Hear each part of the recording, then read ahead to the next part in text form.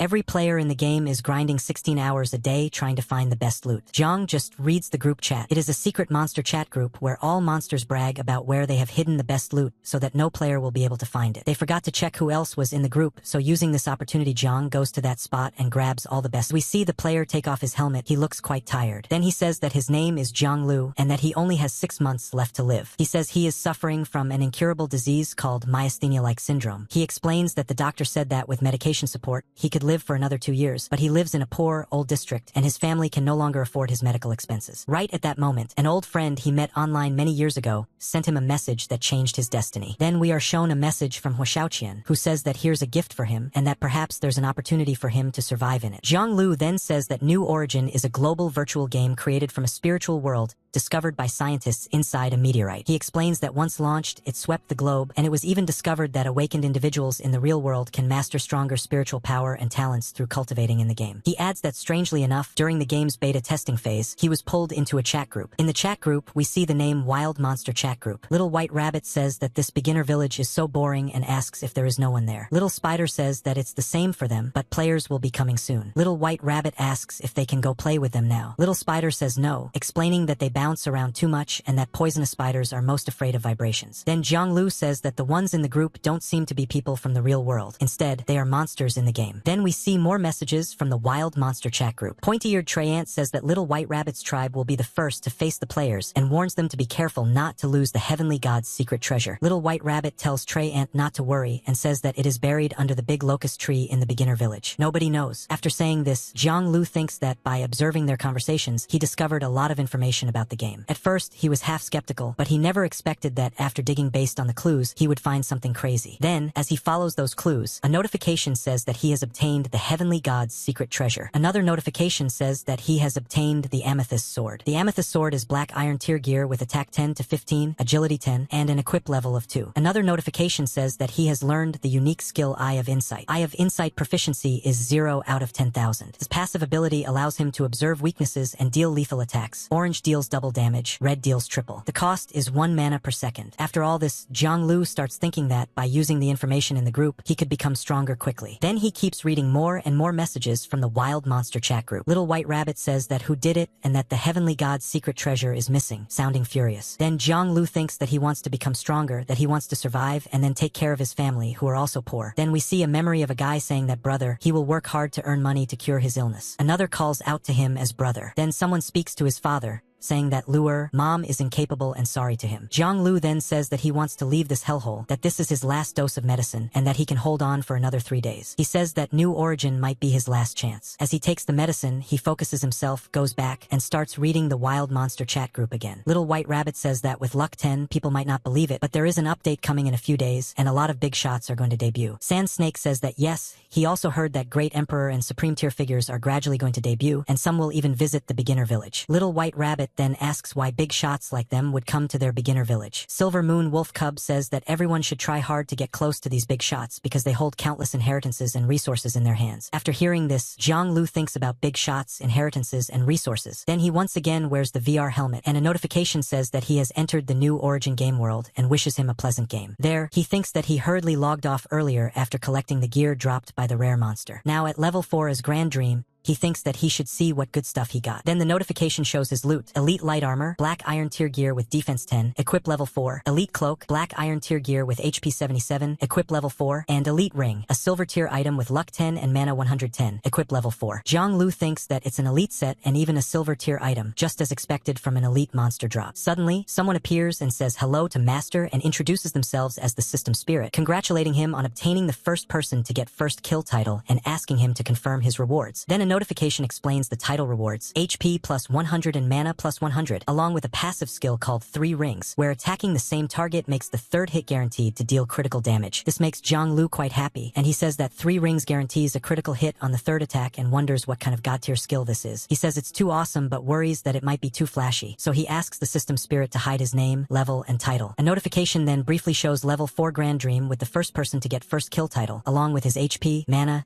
defense, and luck stats. After his name is hidden, he feels relieved and says that it's much better now. He then wonders that if he got such good gear from the first elite monster kill, what it would be like to take down a boss monster. The system spirit explains that the gear dropped by special monsters varies depending on their tier. In the early stages of the game, before players reach level 20, black iron tier items are already considered top tier gear, and silver tier items have an extremely low drop rate. According to currently available information, the gear tiers from lowest to highest are crude gear, black iron tier gear, silver tier gear, gold tier gear, platinum tier gear, and diamond tier gear. The spirit explains that generally speaking, based on the difficulty of subjugation, gear dropped by a boss monster will be superior to that of a rare monster, and gear dropped by a rare monster will be superior to that of an elite monster. After seeing all this and understanding it, Zhang Lu says that he sees. Then he notices a lot of people behind him. One of them calls out to Big Brother Jiang Tianxia and points him out as the guy. The Big Brother reassures him that as long as the information is true and the matter is settled, he will arrange for him to join their Zhonghang clan. Then he addresses Zhang Lu, saying that the gear he is wearing looks pretty good and that they are curious, asking if he can take it off and let them have a look. All of them are around level 5 or 6 warriors. However, Zhang Lu simply says that he is sorry and that he is in a hurry. The others immediately step in front of him and say that their boss wants to see his gear and that it is an honor, telling him not to be ungrateful. Zhang Lu just smiles and says that what if he doesn't show them, asking if they want to take him out and rob him. The leader laughs and says that there is nothing their Zhonghang clan has set its sights on that they haven't gotten. He calls him a kid and says he will teach him a lesson, explaining that if someone has strength, they can do whatever they want, and if they don't, they need to keep their head down. He then tells him to prepare himself. He pulls out his big sword and says that the kid should consider himself unlucky. As he swings his sword, Zhang Lu immediately jumps and asks the system spirit how the pain sensation in the game is configured. The system spirit replies that it is equivalent to 5% of real-world pain sensation. Zhang Lu says he understands and tells the spirit to step back, and the spirit immediately leaves. Zhang Lu then thinks that he cannot be careless, that the poisonous spider's attack earlier had already triggered his myasthenia-like syndrome. Even in the game, he still needs to do his best to dodge incoming damage. He realizes that he hasn't used the attribute rewards from leveling up twice in a row, 10 attribute points, and decides to allocate all of them to agility. With his stats improved, the robbers move in to attack him. One of them shouts to be careful not to damage his gear. As they all jump at him, Zhang Lu quickly retreats and thinks about using Eye of Insight with the 3 rings combo. He then says that they should worry about themselves first. Then we see a lot of damage numbers flying around. One of the defeated guys shouts that it's impossible and that he got one shot by gear and equipment. As another guy sees Zhang rushing toward him, he thinks about how this is even possible, wondering how someone could have such damage and speed in the beginner phase. The others rush at Zhang because they want to rob him and don't want to be humiliated, but suddenly Zhang moves behind them and attacks. He starts dealing double damage again and again, along with critical hits. As one enemy tries to slice him, Zhang counters, dealing more double damage with another critical hit. The enemy swings again, but Zhang dodges easily and comments that his defense is quite high. The enemy cries out and swings once more, but Zhang dodges again and strikes back, dealing double damage -8, double damage -9, and then a triple damage critical hit of -66. Zhang thinks about using Eye of Insight with the 3 rings combo. The enemy warns the boss to watch out, saying that this kid's skills are bizarre. Zhang then looks at the boss and says that it's his turn now. The boss immediately grabs one of his own men and pushes him forward as a shield. The guy panics and reminds him that they had a deal, saying that he told them Zhang's location in exchange for joining the Zhonghang clan. But Zhang doesn't hesitate. He attacks again, dealing double damage, triple damage, and then a triple damage critical hit of -99. Zhang thinks that the boss is actually using his own companion as a human shield. He quickly moves behind the boss. The boss turns around angrily and shouts that he'll hack him to the end. As the battle continues, Zhang keeps landing hits, triple damage, double damage, chipping away at the boss. Even though the boss has high defense, the continuous attacks add up, and soon Zhang lands another triple damage critical hit of -50. Zhang then slips behind the boss once more to surprise him and says that he is right. As he strikes again, he adds that having power truly means you can do whatever you want. The boss, defeated, says that he will remember Grand Dream and swears that someday he will make him meet a very ugly end. After the fight, Zhang moves forward as notifications appear showing the gear he picked up. Tiger Skin Short Dagger, crude grade with attack 3 to 9 and equipment level 3. Knight's Armor, crude grade with defense 5 and equipment level 3. And Swift Boots, black iron tier gear with agility 9 and equipment level 4. Then Zhang says that these boots add agility, just what he needs, and that it's time to head back to the beginner village to resupply. At the beginner village, under the trees, he thinks that there are so many new NPCs there and wonders if the big shot mentioned in the group could really be among them. He decides to check if anyone has encountered any special people. Then a notification appears in chat. One player says that isn't the beginner village supposed to be a safe zone and asks how they got force killed by an NPC. Another reacts in disbelief, saying that there's no way. Another confirms that it's true, saying it was a crazy woman and demanding an explanation from New Origin official. The moment Jiang sees these messages, he thinks that getting killed by an NPC in the beginner village shouldn't be possible and starts wondering what's going on. Suddenly, a woman approaches and asks him if that food is delicious. Jiang keeps looking, and the shopkeeper proudly says that he made it himself using honey and wheat flour specially gathered from the Misty Mountains, asking how it could not be delicious. The woman reacts with excitement, but the shopkeeper immediately tells her to go away and not ruin the mood for his afternoon tea. Jiang thinks that this feels like such a cliché storyline and wonders if she could actually be the big shot mentioned in the group. The woman then starts crying, saying that she is very hungry and hasn't eaten anything in 3 days. She keeps crying, and nearby kids also cry, saying that they really want to eat some cake. Then someone tries to comfort them, saying that they should just go home and that the food isn't even that tasty. This scene reminds Jiang of his own childhood, and he thinks that even though the plot is cliché, it hits right at his soft spot. So he walks up to the woman. The shopkeeper notices him and wonders what he wants. Jiang asks how much the cake costs and says he will buy it. The shopkeeper responds sarcastically, asking if he wants to play the hero, and says he'll give him the chance. He then states the price as 1 gold coin, 40 silver coins, and 99 copper coins in total. Jiang is confused and thinks that isn't that all of his money, wondering if the NPC can somehow see his wallet, because that is exactly what he has. As he counts, he says that in this game, 1 gold coin equals 100 silver coins, which equals 10,000 copper coins, and that 1 copper coin equals 1 star coin in the real world. He explains that buying a piece of meat at home only costs 30 star coins, while a red health potion resupply in the game only costs 20 copper coins, and that this is all the money he worked so hard to farm. Then the lady grabs him and starts crying, calling him big bro and saying she is so hungry. Jiang calls her ruthless and says that he will buy it and tells the shopkeeper to hand over the cake. He then thinks that a quest requiring so much money to trigger might mean she really is some kind of big shot and decides to take the risk. The shopkeeper happily thanks him for his patronage, and soon the cake appears in Jiang's hands. But suddenly, as he looks back, the lady starts laughing. A purple aura begins to emanate from her as she says that as expected of the first person to get the first kill, this kind of boldness is indeed beyond ordinary people. As the aura grows stronger, Jiang reacts in confusion. Then the lady transforms into a beautiful woman named Lunaria. She explains that the players who passed by before either backed out when they heard she wanted all their gold coins, or tried to be clever by deliberately leaving exactly 1 copper coin behind to game the quest. She adds that some players even dared to speak disrespectfully to her, so she dealt with them herself. Jiang is shocked and thinks that she must be the one who killed those players, wondering if NPCs in this game can really go that far. The lady then comes close to Jiang Lu and says that he has a pretty good heart and that she likes him. She chuckles and says that they'll leave it at that for now, that his destiny isn't bad, and tells him to go and complete her trial. Then she vanishes. All the people nearby watch in shock. One says that this NPC is the same little girl from before. Another wonders how this guy triggered the quest line when so many people tried and failed. Another says they wonder what the quest rewards will be. A notification appears saying that he has triggered a quest, Lunaria's Trial, unique. The requirement is to hunt little sand turtles and obtain their turtle gallbladders, 0 out of 100. Jiang Lu reacts in excitement, saying that he triggered a unique quest, but then suddenly remembers his wallet. When he checks, he sees that he has 0 gold coins,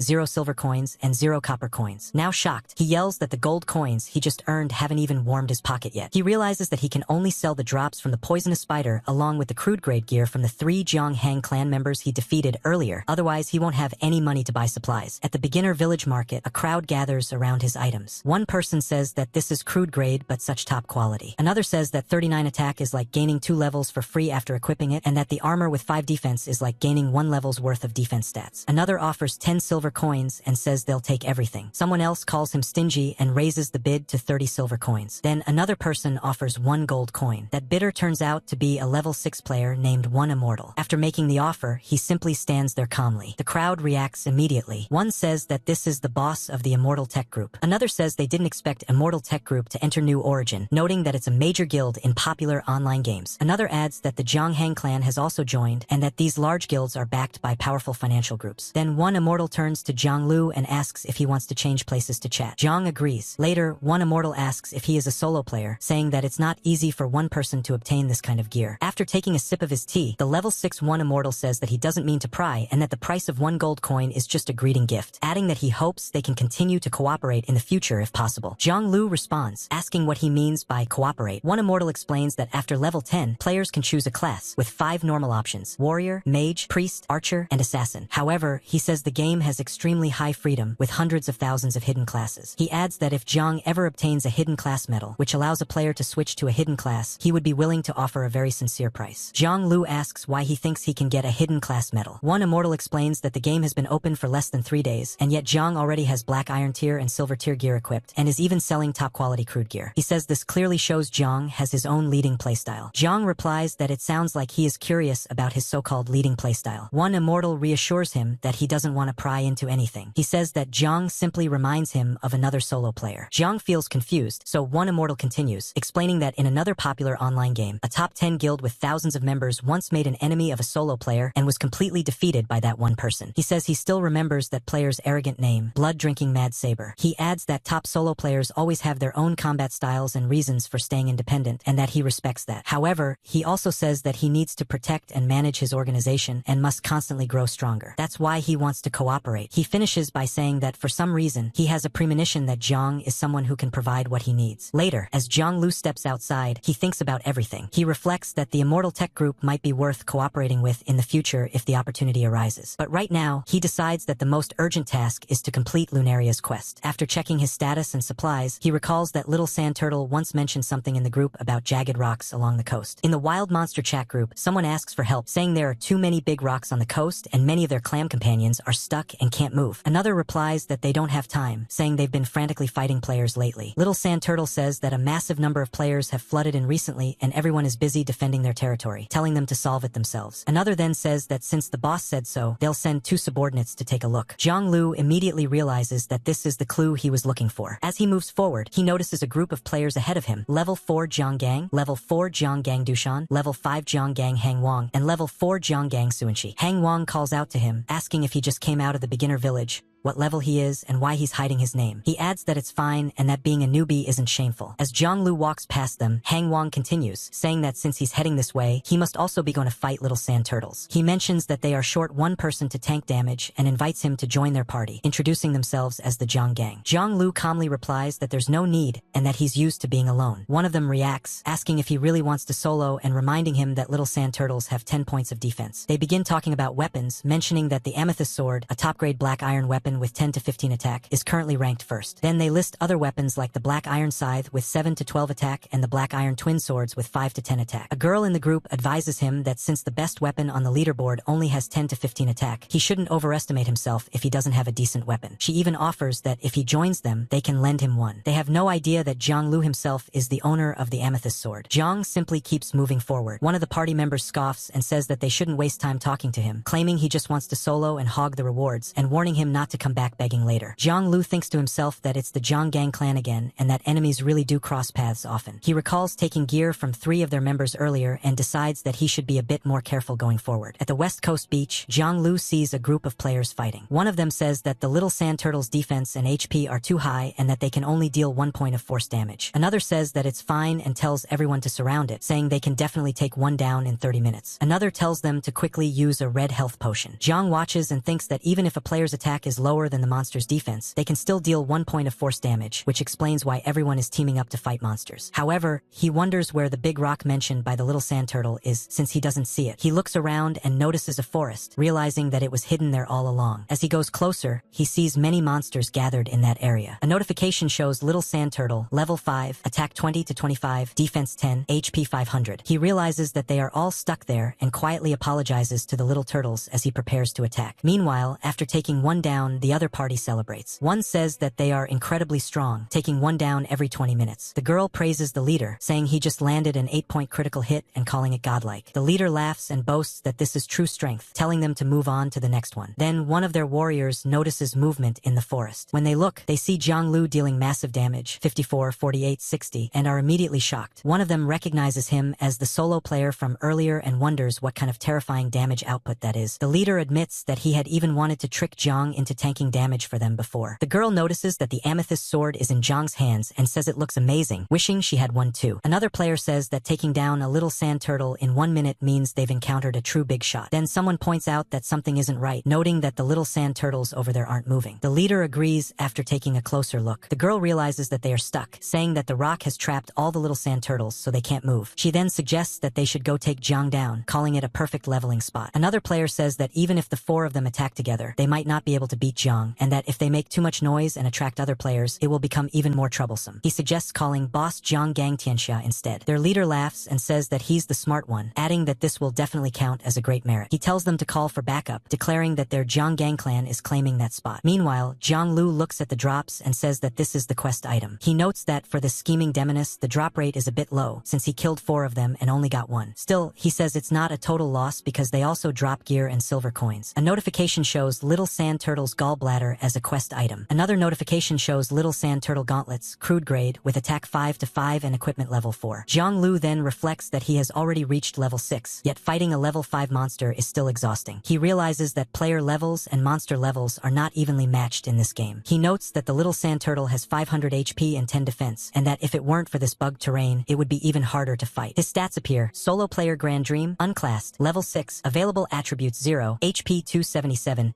out of 277, mana 298 out of 310, attack 15 to 21, defense 12, agility 15, luck 10. Another notification shows Little Sand Turtle, level 5, attack 20 to 25, defense 10, HP 500. Then he notices a much larger sand turtle right in front of him, but Jiang moves toward it and remarks that it's another one stuck, making things much easier. As he continues attacking, he suddenly notices another monster radiating anger and realizes that it's a rare monster, surprised at how suddenly it appeared. At the same time, messages from the Wild Monster chat group echo in his mind about players flooding the area and subordinates being sent to check the situation. Jiang Lu connects the dots and thinks that this must be the subordinate mentioned in the group, sent to clear the big rock. He realizes it's perfect timing and concludes that if a solo player wants to stay ahead, they need to keep securing the first kill of special monsters. Then the party from earlier reacts. Their leader says that a rare monster appearing so suddenly doesn't make sense. The girl says that it actually looks kind of cool. Another wonders if Jiang is really planning to 1v1 it instead of running away, since the monster is heading straight for him. As Jiang moves in, he starts dealing double damage, then triple damage with critical hits, and keeps chaining attacks. He thinks that fortunately the monster is slow, so he can use his speed to take it down. He also realizes that his increased agility now allows him to execute a 4-hit combo, giving him a real chance to defeat it. While he keeps slashing at the monster, the other players are stunned. One says that his maneuvering is godlike and wonders which big shot he is. Another says that even the famous solo player blood-drinking Mad Saber is probably only at this level, and that taking down a rare monster alone is just too outrageous. Jiang continues fighting and admits that, as expected of a rare monster, it's extremely tough. He notes that even after fighting for so long, the giant turtle still has 30% HP left. Then he suddenly pauses and looks around. A large group is rushing toward him. Among them are level 7 Jiang Gang Xiaoniao, level 7 Jiang Gang Dashu, and level 8 Jiang Gang Tianxia. Jiang Gang Tianxia commands the group, telling his brothers to steal the first kill of the rare monster and to kill Grand Dream at the same time. As everyone starts attacking, the monster begins roaring as well. The enemy leader commands that 100 people should go over and keep whittling down the rare monster, leaving the last 1 HP for him because the first kill will be his. Then he turns to Jiang and says that it hasn't been long since they last met, calling him a despicable wretch. He accuses Jiang of sneaking up on him when he was unprepared, using dirty tricks, and stealing his gear, and says that today he has brought people to settle the score. Jiang thinks that this is bad, since it hasn't been long but these guys are already higher level than him. He realizes this must be the advantage of having company backing, and that the situation is going to be tricky. Nearby, another party discusses what to do. One asks if they should go in and claim credit, but the leader calls him stupid, saying they haven't even reached level 6 and going in would just get them killed. The girl agrees, pointing out that dying would make them drop gear and lose levels. Another suggests they hide first and steal a low health kill later, and the rest agree. Suddenly, one of the Jiang gang members rushes in angrily, demanding that Jiang return his gear. Jiang dodges and says that if he could take him down once, he can do it again, and since he's so eager, he'll start with him. But another player jumps in to block and says that he's dreaming. The first guy laughs and calls out that Dashu arrived at the perfect time. Jiang is momentarily caught off guard, realizing that this opponent is using defensive gear. Then another attacker appears behind him and taunts him, asking why he isn't running and telling him to take his axe. The attack lands as a critical hit, dealing minus 32 HP. Jiang falls and feels his chest tighten, wondering if it's the impact from the axe. Another enemy immediately attacks from behind, mocking him for not moving and asking if he has given up resisting. He keeps laughing, asking where Jiang can run now and saying that the so-called first kill player isn't anything special. As Jiang's health continues to drop, he finds himself completely surrounded. The leader steps forward, laughing at how pathetic Jiang looks, and tells him to hand over all the gear he's carrying. Then the leader says that Jiang should go into world chat and admit that he only got the first person to get first kill title by sneak attacking him, Jiang Gang Tianxia, and that he might consider letting him off. Otherwise, he threatens to have people camp the revival point and hunt him down repeatedly until he drops to level 0. Jiang thinks that this is bad, he can't catch his breath and realizes it's the precursor to an attack from his ALS-like disease. The enemy presses him, asking what he's going to do and telling him to think carefully. Suddenly, another group rushes in and reports to their boss that it has mutated. The boss asks what mutated, and they explain that the rare monster has turned into a rage monster. They say it became too strong because they couldn't take it down for so long and may have fed it too much experience. Behind them, the monster now stands with a powerful red aura, unleashing chaos and dealing massive damage to everyone around. Players panic, shouting that the damage is insanely high. Some cry out for help, while others say they've been blown away. A notification appears showing mutated sand turtle, rare monster, attack 100 to 150, defense 20, HP 19, 1500, skill sandstorm. Despite the chaos, one player shouts not to run, saying it only has 19 HP left and that if everyone attacks together with force damage, they can finish it. He promises that anyone involved will get a piece of black iron tier gear. Hearing this, the crowd gets excited. Some repeat that it's black iron tier gear, others shout to attack, saying that even if they die,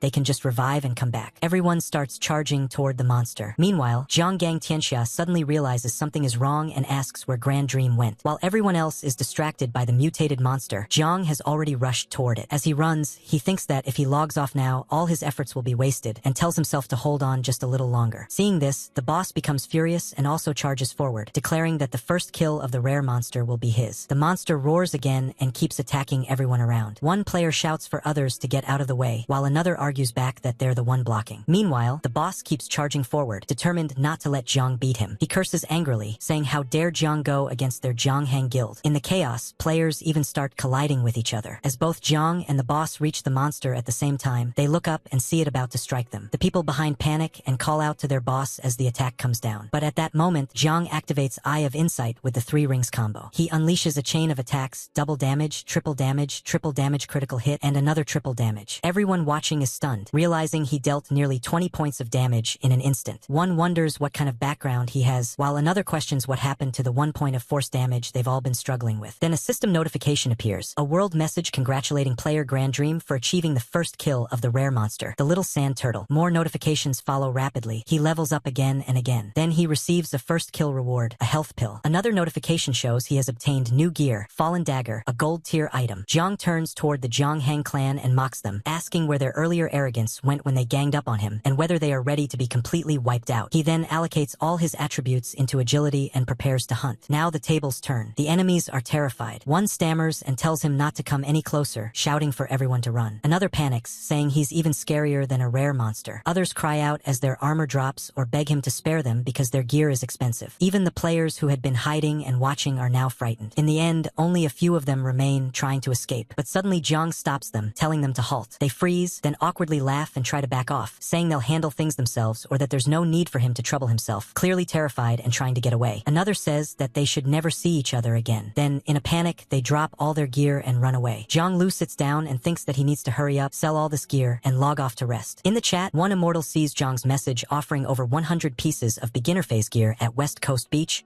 and immediately replies that he's coming right away. Just then, Zhang senses something behind him. A giant monster appears, and he realizes that an elite monster has shown up again. A notification displays, Little Sand Turtle Elite Monster, level 5, attack 30 to 40, defense 10, HP 700. Zhang mutters that the big turtle really knows how to pick its timing. He then thinks that judging from his symptoms, the ALS-like attack is about to happen within the next few minutes, so he needs to finish this quickly. Memories begin to surface. He recalls someone asking if Lure's medicine for the month had been bought, and another voice saying no. Then someone else says that it's Lure's pain reliever and asks if they understand how much he suffers during an attack. A man replies that he does, but Xiaoyu and Yenner also need to eat. Back in the present, Zhang cries out and rushes toward the monster, thinking that for so many years, he hasn't fulfilled his responsibilities as the eldest son. He attacks, dealing triple damage, then another triple damage, and then a triple damage critical hit. More memories flash through his mind. His sister asks where a certain place is, and he tells her it's the new district where the rich people live. She says she wants to become rich too, and he promises that he will work hard to make her a rich person. She happily agrees. Returning to the present, as he slashes the monster again, he thinks that he has finally found something he can do even with his frail body, and even a chance to change his family's life. He resolves that he will not let anyone take this away from him, and that he won't hand over what he worked so hard to build. A notification appears saying that congratulations to player Grand Dream for completing the first kill of the elite monster, Little Sand Turtle, as fireworks burst everywhere. Players react instantly. One says that it's Grand Dream again. Another wonders what the reward is and says they're so jealous. Another mentions mentions that he's also a solo player, while someone else refuses to believe it. Another notification pops up saying that this is crazy and that Grand Dream already has 3 first kills on special monsters. One player calls him Godfather and asks to be carried, while another wonders who is stronger between Grand Dream and blood-drinking Mad Saber. Back on the ground, loot is scattered everywhere. Zhang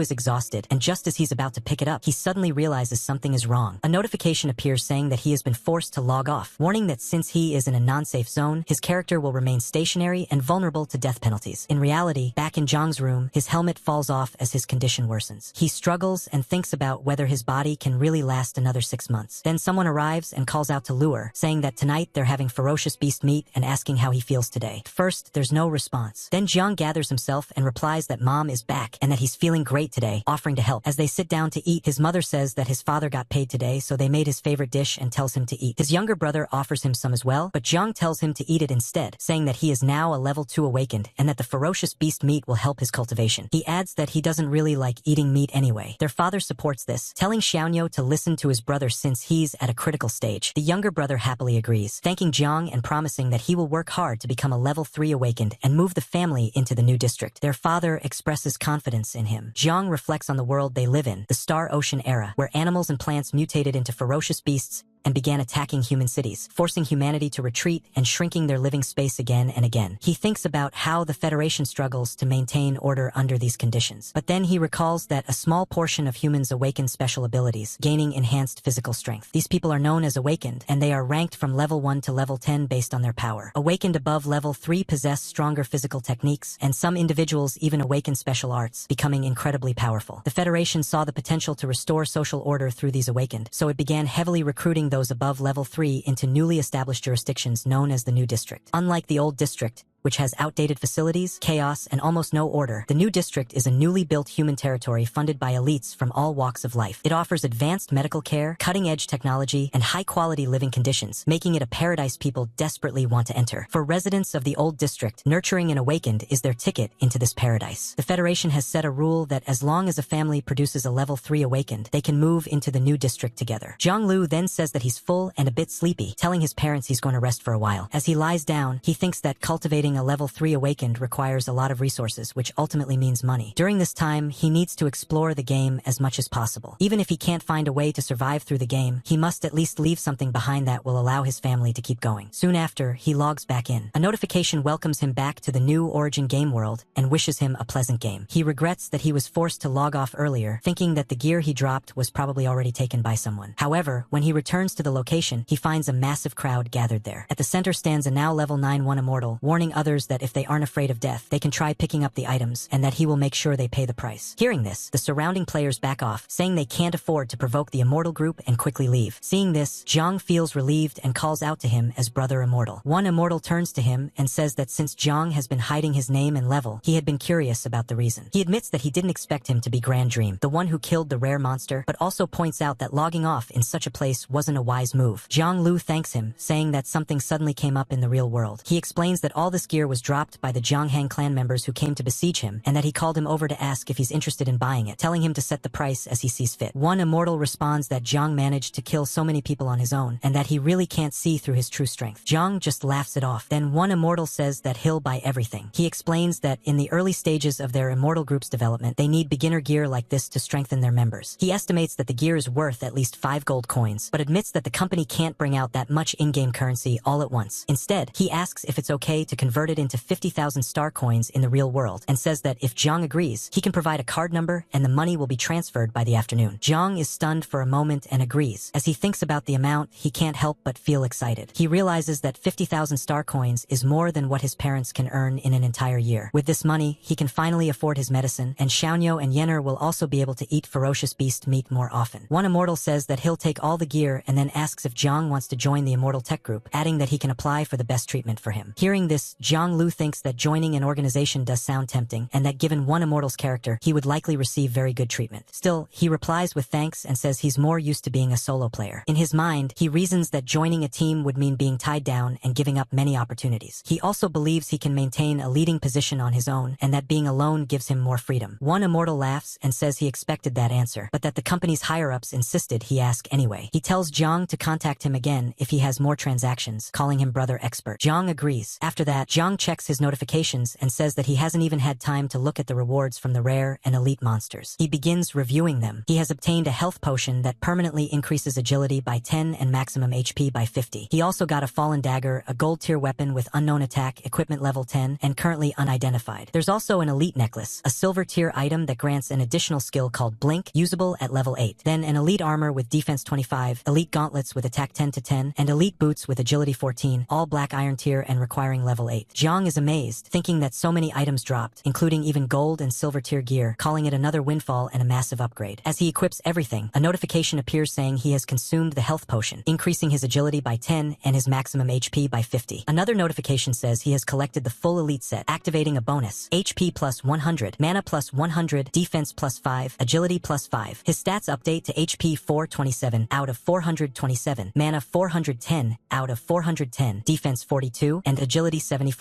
He also equips the elite necklace and gains the skill Blink, allowing him to teleport forward a certain distance at the cost of 50 mana, with a cooldown of 2 minutes. Jiang then comments that this setup feels a bit too flashy, and that he doesn't want to be targeted again. He asks the system spirit to hide the appearance of his gear and keep it looking like basic equipment. The system spirit appears and agrees. Jiang feels relieved, saying that this is much better. However, he notices something strange. He still can't see the stats of the gold tier fallen dagger. He wonders if it requires some kind of special condition or identification to unlock, as the notification still shows it as an unidentified gold tier weapon with unknown attack and level requirement 10. He tries saying things like unlock, open, identify, open up, even jokingly telling it to wake up, but nothing happens. He realizes it's probably not a password and wonders what he actually has to do, even thinking he might have to throw it. He tosses the dagger and calls out for it to go, then picks it back up, saying the weapon is quite interesting. Suddenly, a woman appears and takes the dagger. She says that although the base stats are average, the additional skill is interesting. Jiang immediately reacts, thinking that the demoness should give it back. The woman questions what he just called her. Jiang quickly corrects himself and addresses her respectfully as Lord Lunaria. Lunaria then asks if he took down the mutated rare monster and the elite monster, and what about her trial. Jiang tells her it's done and that all the quest items are ready. He thinks to himself that luckily, the monster's tornado earlier affected nearby little sand turtles, so enough gallbladders dropped. A notification appears saying that he has submitted 100 little sand turtle gallbladders. Lunaria praises him and says that here is his reward. As she grants it, he levels up. A system notification shows that he has reached level 10 and has 5 attribute points available. Then Lunaria hands back the dagger and says she helped him identify it. A notification reveals the weapon's true stats: fallen dagger, gold tier gear, attack 50 to 75, with an additional effect called fallen that gives a 10% chance to deal 10 times damage. Equipment level 10. Jiang is stunned and exclaims that a 10% chance to deal 10 times damage is unbelievable. Lunaria responds proudly, saying that the final stats of unidentified gear depend heavily on the appraiser's ability, and that he's lucky she took the time to do it. Jiang is amazed, practically starstruck. Lunaria then casually tells him to go to the Batcave to complete the second trial. A notification appears showing the next quest, Lunaria's trial, unique, requiring him to collect 100 vampire bat fangs. As she leaves, she mentions that she'll take the appraisal fee as her reward. Jiang thanks her, but then pauses and checks his inventory. He realizes that all his money, gold, silver, and copper coins, is gone again. Shocked, he shouts that she really is a demoness, since all the money he just earned has disappeared once more. He mutters that this demoness better give him an even better reward next time. As he walks through the jungle, Jianglu checks the notification about the Batcave and recalls that a bat mentioned something in the Wild Monster chat group. He decides to look through the chat again and soon says that he found it. In the chat, someone asks the vampire bat how things are going at the Batcave now that players over level 10 have started appearing. Another replies not to worry, saying that players will never guess where the hidden class medal has been hidden. Someone else asks where else it could be, guessing that it should be on elite or rare monsters, or jokingly asking if the boss is carrying it personally. The response comes back that if everyone thinks like that, then they will never find it, followed by laughter. After reading this, Jianglu realizes that there is actually a hidden class medal somewhere in the Batcave. Jianglu asks where exactly the hidden class medal could be and wonders why Lunaria didn't explain it clearly, though he feels it would be awkward to ask her directly. He turns to the system spirit and asks if there's any detailed introduction about the Batcave. The system spirit confirms that there is. She explains that the Batcave is the only passage leading to the unlocked area known as the Mystery Mountains, and that it is currently an extremely high difficulty map. She adds that monsters there have a chance to drop the 5 major class medals, which are crucial for level 10 players preparing to change their class. Jiang realizes that he has already reached level 10 and can choose a class, but he still wants to aim for a stronger hidden class if possible. He asks if there's any specific intelligence about hidden class medals in the Batcave. The system spirit apologizes and says that in the early stages of the game, there is very little information about hidden classes, so she cannot provide further details. Jiang understands and thinks that even the Wild Monster chat group didn't reveal anything, so he'll have to rely on himself. Still, just knowing that a hidden class medal exists in the Batcave makes it worth the risk. risk. He decides to head there. When he arrives at the Batcave entrance, he sees a large crowd gathered. Players are shouting for party members, some asking for high attack, others for tanks with strong defense. Jiang is surprised, thinking that there are already so many players at level 10. Nearby, frustrated voices complain that even a group of 10 players couldn't defeat a single vampire bat, and someone else curses after losing another level. Just as Jiang is about to enter, a level 10 player approaches him and asks if he wants to form a party, warning that it's too dangerous inside and that the bats all have skills, making it easier to fight in groups. Jiang thanks him but declines, saying he prefers to go alone. As he walks in solo, someone watching exclaims in disbelief, wondering what kind of monster player would go in alone. Inside the cave, Jiang thinks that this is the perfect time to test out his new weapon. He remembers that he still has 5 unallocated attribute points and decides to put all of them into agility. A notification shows his updated stats. He notes that compared to before, his attributes have increased significantly after leveling up and believes it should be enough to complete the second trial. Then suddenly, he notices something unusual ahead. A notification appears showing Vampire Bat level 10, attack 50 to 60, defense 25, HP 1000 with a bleed effect. Jiang Lu draws his weapon and complains that it actually tried to sneak attack him, saying he'll just use it as his first target. As he strikes,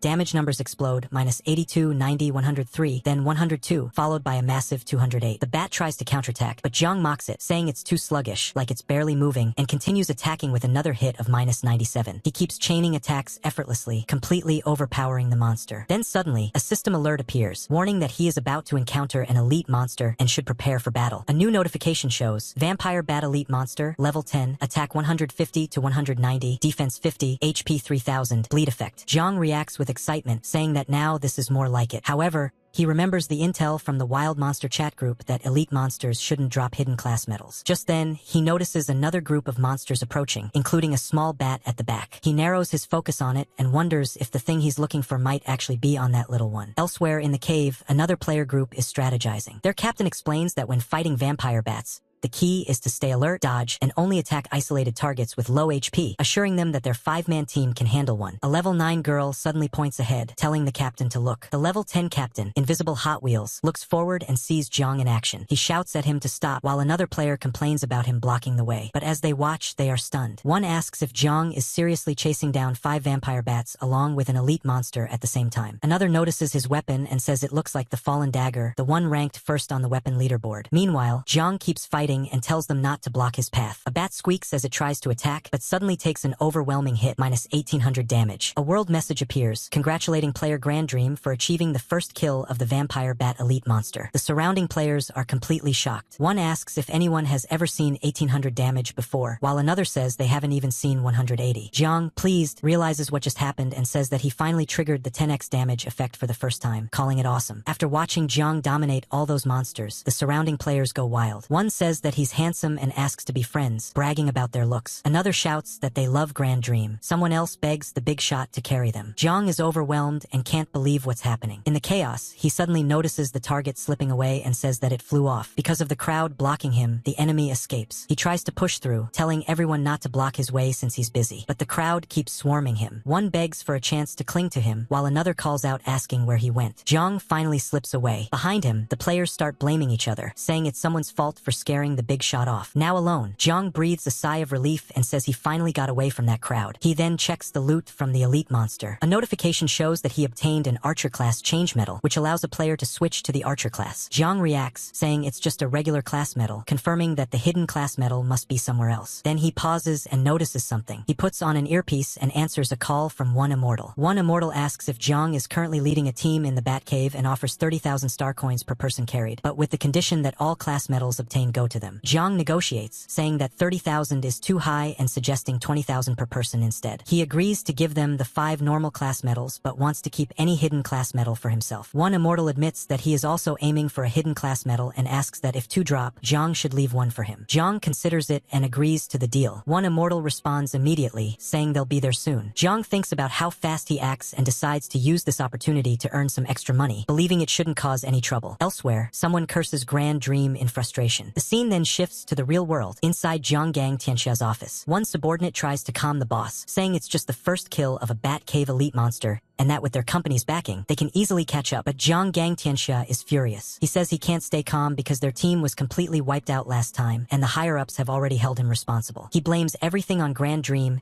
and reveals that the higher-ups are planning to demote him. He then turns to Xiang Niao and demands to know what blood-drinking Mad Saber said. The assistant reports that blood-drinking Mad Saber is willing to join the Jiang Hang group and even agreed to carry them through the Batcave. However, he demands a joining fee of 1 million star coins and 50,000 star coins per person carried. The boss scoffs, saying he really dares to ask for that much. He admits that blood-drinking Mad Saber has a huge reputation in other online games, but he's unsure about his strength in New Origin. Still, he says that if the guy is truly strong, then money isn't an issue. He then asks if he's willing to deal with Grand Dream. The assistant reassures him, saying he already asked. Blood-drinking Mad Saber has always held a grudge against Grand Dream for taking so many first kills, and he's even willing to livestream a 1v1 duel to establish dominance in the game. Right then, a world notification appears, announcing that blood-drinking Mad Saber has achieved the first kill of the little white fox boss monster, the very first boss kill in New Origin. The assistant points out that this proves his strength. The boss smiles coldly and says that everything Grand Dream took from him before will be returned, with interest. Meanwhile, inside the Batcave, one immortal arrives with his group. One of them asks what Grand Dream looks like. One immortal explains that he's a quiet player who hides his name and level and always acts alone. Then someone points ahead and realizes that he's right there. Jiang greets him, calling him Brother Immortal. One immortal apologizes for the wait and introduces his team. A girl in the group looks Jiang up and down and says that she expected Grand Dream to be some heavily geared, muscular warrior, not someone so scrawny. Jiang internally shrugs, thinking that the game simply generates avatars based on a player's real body. Another teammate doubts him openly, saying he looks completely ordinary and questioning whether he can really carry the three of them, especially since vampire bats have such abnormal stats. Jiang stays calm, only giving a faint smile. One immortal apologizes for his teammates' rude behavior, saying they aren't bad people. He then smacks one of them for speaking out of line. The teammate winces and complains that even at 5% pain settings, that still hurts quite a bit. Then the lady complains that boss shouldn't be hitting them like that. But suddenly, Jiang reacts instantly. He pulls all of them down and tells them to get down, as a swarm of vampire bats dives in for a sneak attack. Jiang warns them to be careful, saying that vampire bats love attacking from behind. He then takes charge of the situation and tells them to leave these three monsters to him. One of the guys says that Brother Expert should let them help too. But before they can even move, Jiang Lu steps forward and starts attacking. His strikes land rapidly, each hit dealing over 100 damage again and again. Then suddenly, one massive blow lands, minus 2,900 damage, and the bat is instantly killed. Moments later, Jiang calmly says that it's all done. As the last bat falls, the others are left stunned. The blue-haired guy asks if that 2,900 damage number was real, saying the vampire bat got instantly deleted. One immortal admits he doesn't know either, saying he hasn't seen Jiang for just a few days, and yet he's already gotten stronger again. The girl looks at Jiang in awe, wondering why he suddenly seems so handsome. Jiang casually says that they got lucky since an archer class medal dropped, and tells them to take it so they can keep moving. One immortal asks if the fallen dagger, the one ranked first on the weapon leaderboard, is the weapon he's using. Another teammate questions how he dealt that kind of damage when his gear looks so ordinary. The girl then asks how old he is. Jiang just thinks to himself that this is exactly why he prefers being a solo player. As they move deeper into the cave, one immortal asks if Jiang knows which path to take. Jiang replies that it's his first time here too, and since there are multiple paths, it doesn't really matter. He suggests just picking one randomly. Another teammate agrees, saying that with someone like Brother Expert around, the path doesn't matter anyway. The girl scolds him for acting smug. Suddenly, she shouts that there are enemies above them. They look up and see a massive swarm of vampire bats covering the ceiling. One immortal warns that even if they can revive, being swarmed and drained alive would still be traumatic, suggesting they should change paths. Jiang tells them to wait a moment, then says he found what he was looking for. He points out the small bat that escaped earlier. He tells one immortal that there's no need to change paths, saying that the more monsters there are, the more rewards they'll get, and there might even be unexpected gains. Privately, he thinks that this is also a perfect chance to complete Lunaria's trial. The others are worried, saying that with so many bats attacking at once, no matter how fast he is, he won't be able to dodge everything. Even one immortal cautions him, saying that if something happens and he drops his weapon, they wouldn't be able to afford compensating him. Jiang says that he has a plan and tells everyone to step back so they don't get caught in it, reminding them that the vampire bat's bleed effect drains 50 HP per second. One immortal agrees, and the group quickly retreats. Even Jiang is surprised at how fast they move. He immediately starts attacking. In the middle of the fight, a bat sneaks up from behind, and the others panic, saying he failed to one-shot it and that once a fight drags on, nearby bats will start waking up. But suddenly, Jiang disappears. One immortal is shocked, saying he vanished. As the bat attacks, Jiang reappears at another position, cleanly dodging it. The others are confused, asking what he just did. Someone realizes it's Blink and wonders where he got such a god-tier skill. Jiang quickly assesses that Blink covers about 25 meters but has a long cooldown. A notification confirms it's from the Elite Necklace, a silver-tier item granting the Blink skill, currently on a 2-minute cooldown. Another bat attacks, but Jiang slashes it down instantly. One of the teammates figures out his strategy, that he's luring the bats away and taking them down one by one to avoid triggering the entire swarm. The girl admires him even more, calling him handsome again. Jiang thinks that although this method takes longer, it's effective. live. He continues hunting patiently. A notification shows he has collected 4 vampire bat fangs out of 100. He keeps fighting, taking down more and more bats over time. 2 hours later, he finally reaches the last one, except for the small bat he had noticed earlier. A notification shows he has leveled up to level 12, gaining 5 attribute points. He once again allocates everything into agility. Another notification shows he has collected 206 vampire bat fangs, far exceeding the requirement. Jiang realizes that Lunaria's trial is now complete. He then focuses on the final target, the small bat, and says that now it's its turn. The others start getting sleepy since the fight is taking so long. Jiang looks at them and says that they're being too relaxed, reminding them this isn't a safe zone. One guy wakes up and asks if it's all done, saying he's just hungry now. The girl admits she fell asleep. Jiang says there's only one left. One immortal explains that while they were logged off, Jiang single-handedly fought over 200 vampire bats and obtained more than 30 class medals. He adds that they missed a valuable learning opportunity. Another teammate praises Jiang, saying he's really reliable and that they should just finish the last one and call it a day. Jiang explains that he's waiting for Blink's cooldown, since the last bat is fast and he doesn't want it to escape again. But one of the teammates, eager to prove himself, insists that Jiang has done enough and rushes forward without waiting. He shouts dramatically as he charges at the small bat. However, the moment he approaches, the bat's eyes glow red and it unleashes a powerful wind attack, knocking him straight back to the ground. Everyone is shocked. One immortal asks what just happened. Jiang immediately realizes something is wrong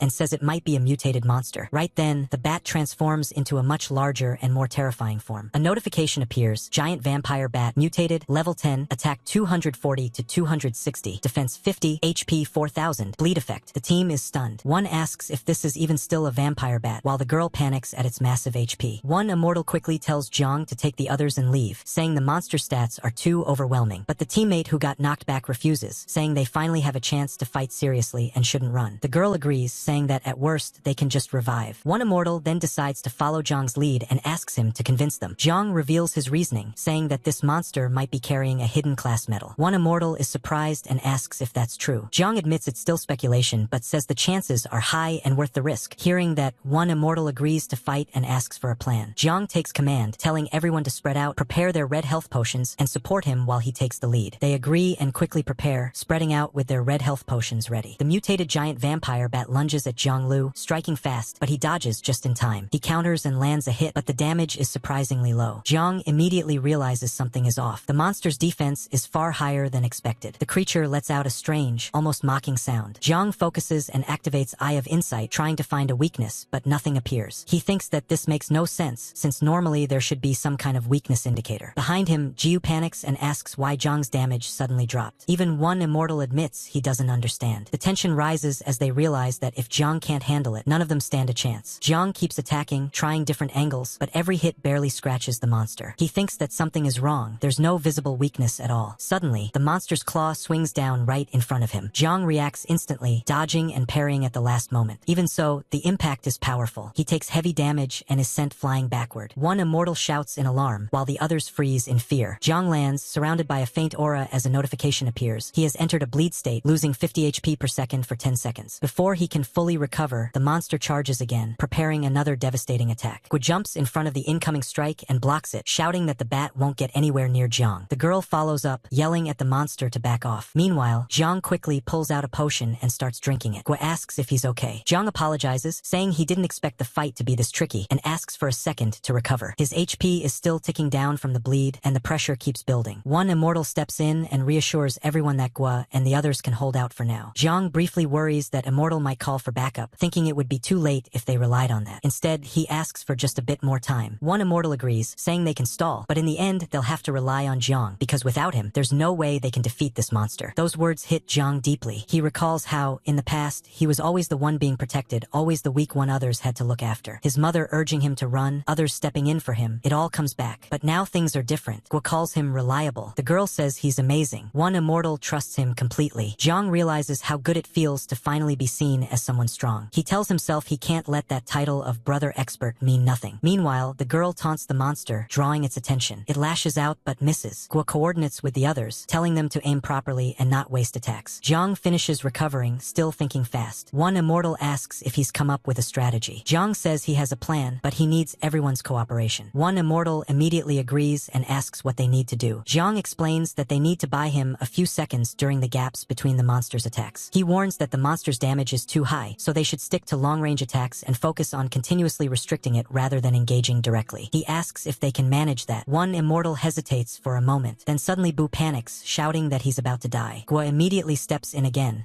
saying to leave it to him. At that moment, they pull out a class medal, preparing to turn the tide of the battle. Gua says that he just needs to undergo a class change to an archer, and that Immortal Boo already has a bow he can use. One immortal immediately objects, reminding him that a player can only use a class change medal once. He points out that Gua had always been aiming for a hidden class, and once he chooses archer, he won't be able to change later. He offers to take the role instead, but Gua cuts him off, telling him to stop nagging and confirms the use of the medal anyway. He grabs the bow from Immortal Boo and tells him to stop wasting arrows. Then he confidently tells Jiang to leave the rest to him. A notification appears. He has changed class to Apprentice Archer and learned the skill Single Shot, dealing 80 to 110 damage. Now as level 9 Immortal Gua, Apprentice Archer, he gets excited, saying the class feels pretty good. As the giant bat roars and lunges forward, Gua draws his bow, aims, and fires. The arrow hits cleanly. He laughs in excitement, saying he dealt even higher damage than Jiang. But his confidence doesn't last long. The monster immediately turns toward him. Gua panics and starts running, shouting for Jiang to save him. Jiang steps in calmly, calling out to the bat and drawing its attention back. The monster's eyes glow again as it prepares another attack. But this time, Jiang isn't surprised. He focuses and says that just as he suspected, its weakness is in its eyes. It just took him some time to figure it out. Jiang moves in again, striking the monster. This time his attacks land properly on the weak point, dealing solid damage. Not as insane as before, but still far above normal. Gua watches in disbelief and says that this is way too broken. Even after changing class, he still can't match Jiang's damage. Jiang quickly gives a command, telling Gua to aim for the eyes. Gua immediately draws another arrow, locks onto the target, and fires. The shot lands cleanly, minus 120 damage. He gets excited and proudly says he hit it again, calling himself a genius. The others watch in surprise. The girl says she can't believe it, that Gua is actually coordinating perfectly with Jiang. Meanwhile, Jiang keeps attacking as well, landing hits like minus 480 and over 100 damage. Gua, now fired up, complains that Jiang is stealing all the spotlight and asks for another chance. Jiang calmly agrees and lets him take the next shot. Gua confidently fires again, but this time the arrow misses the eye, dealing only minus 53 damage. The others immediately laugh. The girl teases him, saying the master archer suddenly looks weak, and one immortal jokes that compared to Jiang, it's completely insignificant. Gua gets annoyed and snaps at them to stop talking. Jiang doesn't waste the opening. He steps forward and delivers the final blow, telling the bat to die in peace. The monster lets out a final scream and collapses. Jiang reflects that his luck wasn't great this time, since he didn't trigger the Fallen Dagger's 10x damage effect even once. The team gathers around, still amazed. The girl asks one immortal how he even met someone like Jiang, wondering how he can be this strong. One immortal explains that he met him at a street stall buying gear, and didn't expect him to be this powerful either. Jiang checks the drops, and his eyes widen. 2 light orbs appear. Notifications reveal. Asterisk Wind Whisperer class change medal, hidden. Asterisk Druid class change medal, hidden. The girl gasps and asks if those are hidden class medals. Jiang confirms that they are and says their luck is incredible. There are even 2. The girl gets excited, saying they've truly struck it rich. Jiang says that as agreed, he'll keep one hidden class medal for himself and give the other to them. One immortal hesitates, saying he didn't expect things to get this dangerous and that maybe Jiang should keep both. But Jiang refuses, saying that this time it wasn't just him. Immortal Gua contributed too, and a promise is a promise. This is what they deserve. Gua happily agrees, saying he really put in the effort this time. But in the very next moment, a blade pierces through him. Everything freezes. One immortal shouts Gua's name, while the girl looks on in horror. The attacker steps forward calmly and says that by right, the rewards should belong to him. Jiang turns and recognizes him. It's Jiang Gang Tianxia. He mocks them, saying the immortal group has really fallen if an executive is still using crude grade gear. One immortal clenches his teeth and says their groups have never interfered with each other, questioning why he's here. Jiang Gang Tianxia reminds him that they've always been competitors, and that the immortal group even took the gear his team dropped at the beach. Then he adds that now they've gone even further by teaming up with Grand Dream, someone his group considers an enemy, so he has no choice but to strike first. Behind him, his entire team stands ready, waiting for the signal. He coldly demands that they hand over the hidden class medals and all their gear, saying he might grant them a quick death. One immortal, furious, calls out his name, but Jiang steps forward calmly and tells him to calm down, saying they're just defeated enemies. He tells him to take Immortal Boo and step back, and that he'll handle this himself. Someone from the enemy side scoffs, saying that a guy with just a few first kills is talking big. Then, from behind them, a powerful figure steps forward. He looks directly at Jiang and challenges him, asking if he dares to fight. After seeing the newcomer, one immortal immediately recognizes him and says that he's here. The man steps forward confidently and addresses Jiang, saying that everyone on the forum has been debating who is stronger between them, but in his eyes, Jiang isn't even qualified to be mentioned in the same breath. Someone calls out his name, Blood-Drinking Mad Saber, and a notification confirms his class as Apprentice Gale Wanderer. Jiang immediately realizes that this guy is already a hidden hidden class user. Then a woman suggests settling the debate through a live stream, and drones are released to broadcast the fight. Blood-drinking Mad Saber directly challenges Jiang, saying it will be a duel between the two of them. System notifications explode everywhere, announcing a major event. The PK between blood-drinking Mad Saber and Grand Dream will be broadcast live in 1 minute. Players start flooding in, calling it a clash between two top solo players. Some even hype blood-drinking Mad Saber as the ruthless player who once solo-wiped a 1,000-man guild. Jiang calmly accepts the duel, but one immortal quickly stops him and warns him that blood-drinking Mad Saber is extremely dangerous, arrogant, obsessive, and completely focused on maximizing critical damage. He explains that no one has beaten him in a duel so far. He also points out that since Mad Saber already has a hidden class, likely built around crit damage, Jiang is at a disadvantage. He suggests that Jiang should use one of the hidden class medals right now to improve his chances. The girl agrees, urging Jiang to take the upgrade and win. Jiang looks at the medals and thinks about it carefully. Then he decides to hand both medals to one immortal for safekeeping, saying he'll choose later after everything is over. He states confidently that when it comes to critical damage, he won't necessarily lose. In his mind, he knows this isn't the time to make a rushed decision. Choosing a class now without thought would disrespect the outcome of the fight. Meanwhile, the live stream hype keeps growing. Players comment that Grand Dream looks impressive, and excitement builds as everyone prepares to watch the showdown between the first Kill King and the game's most feared solo player.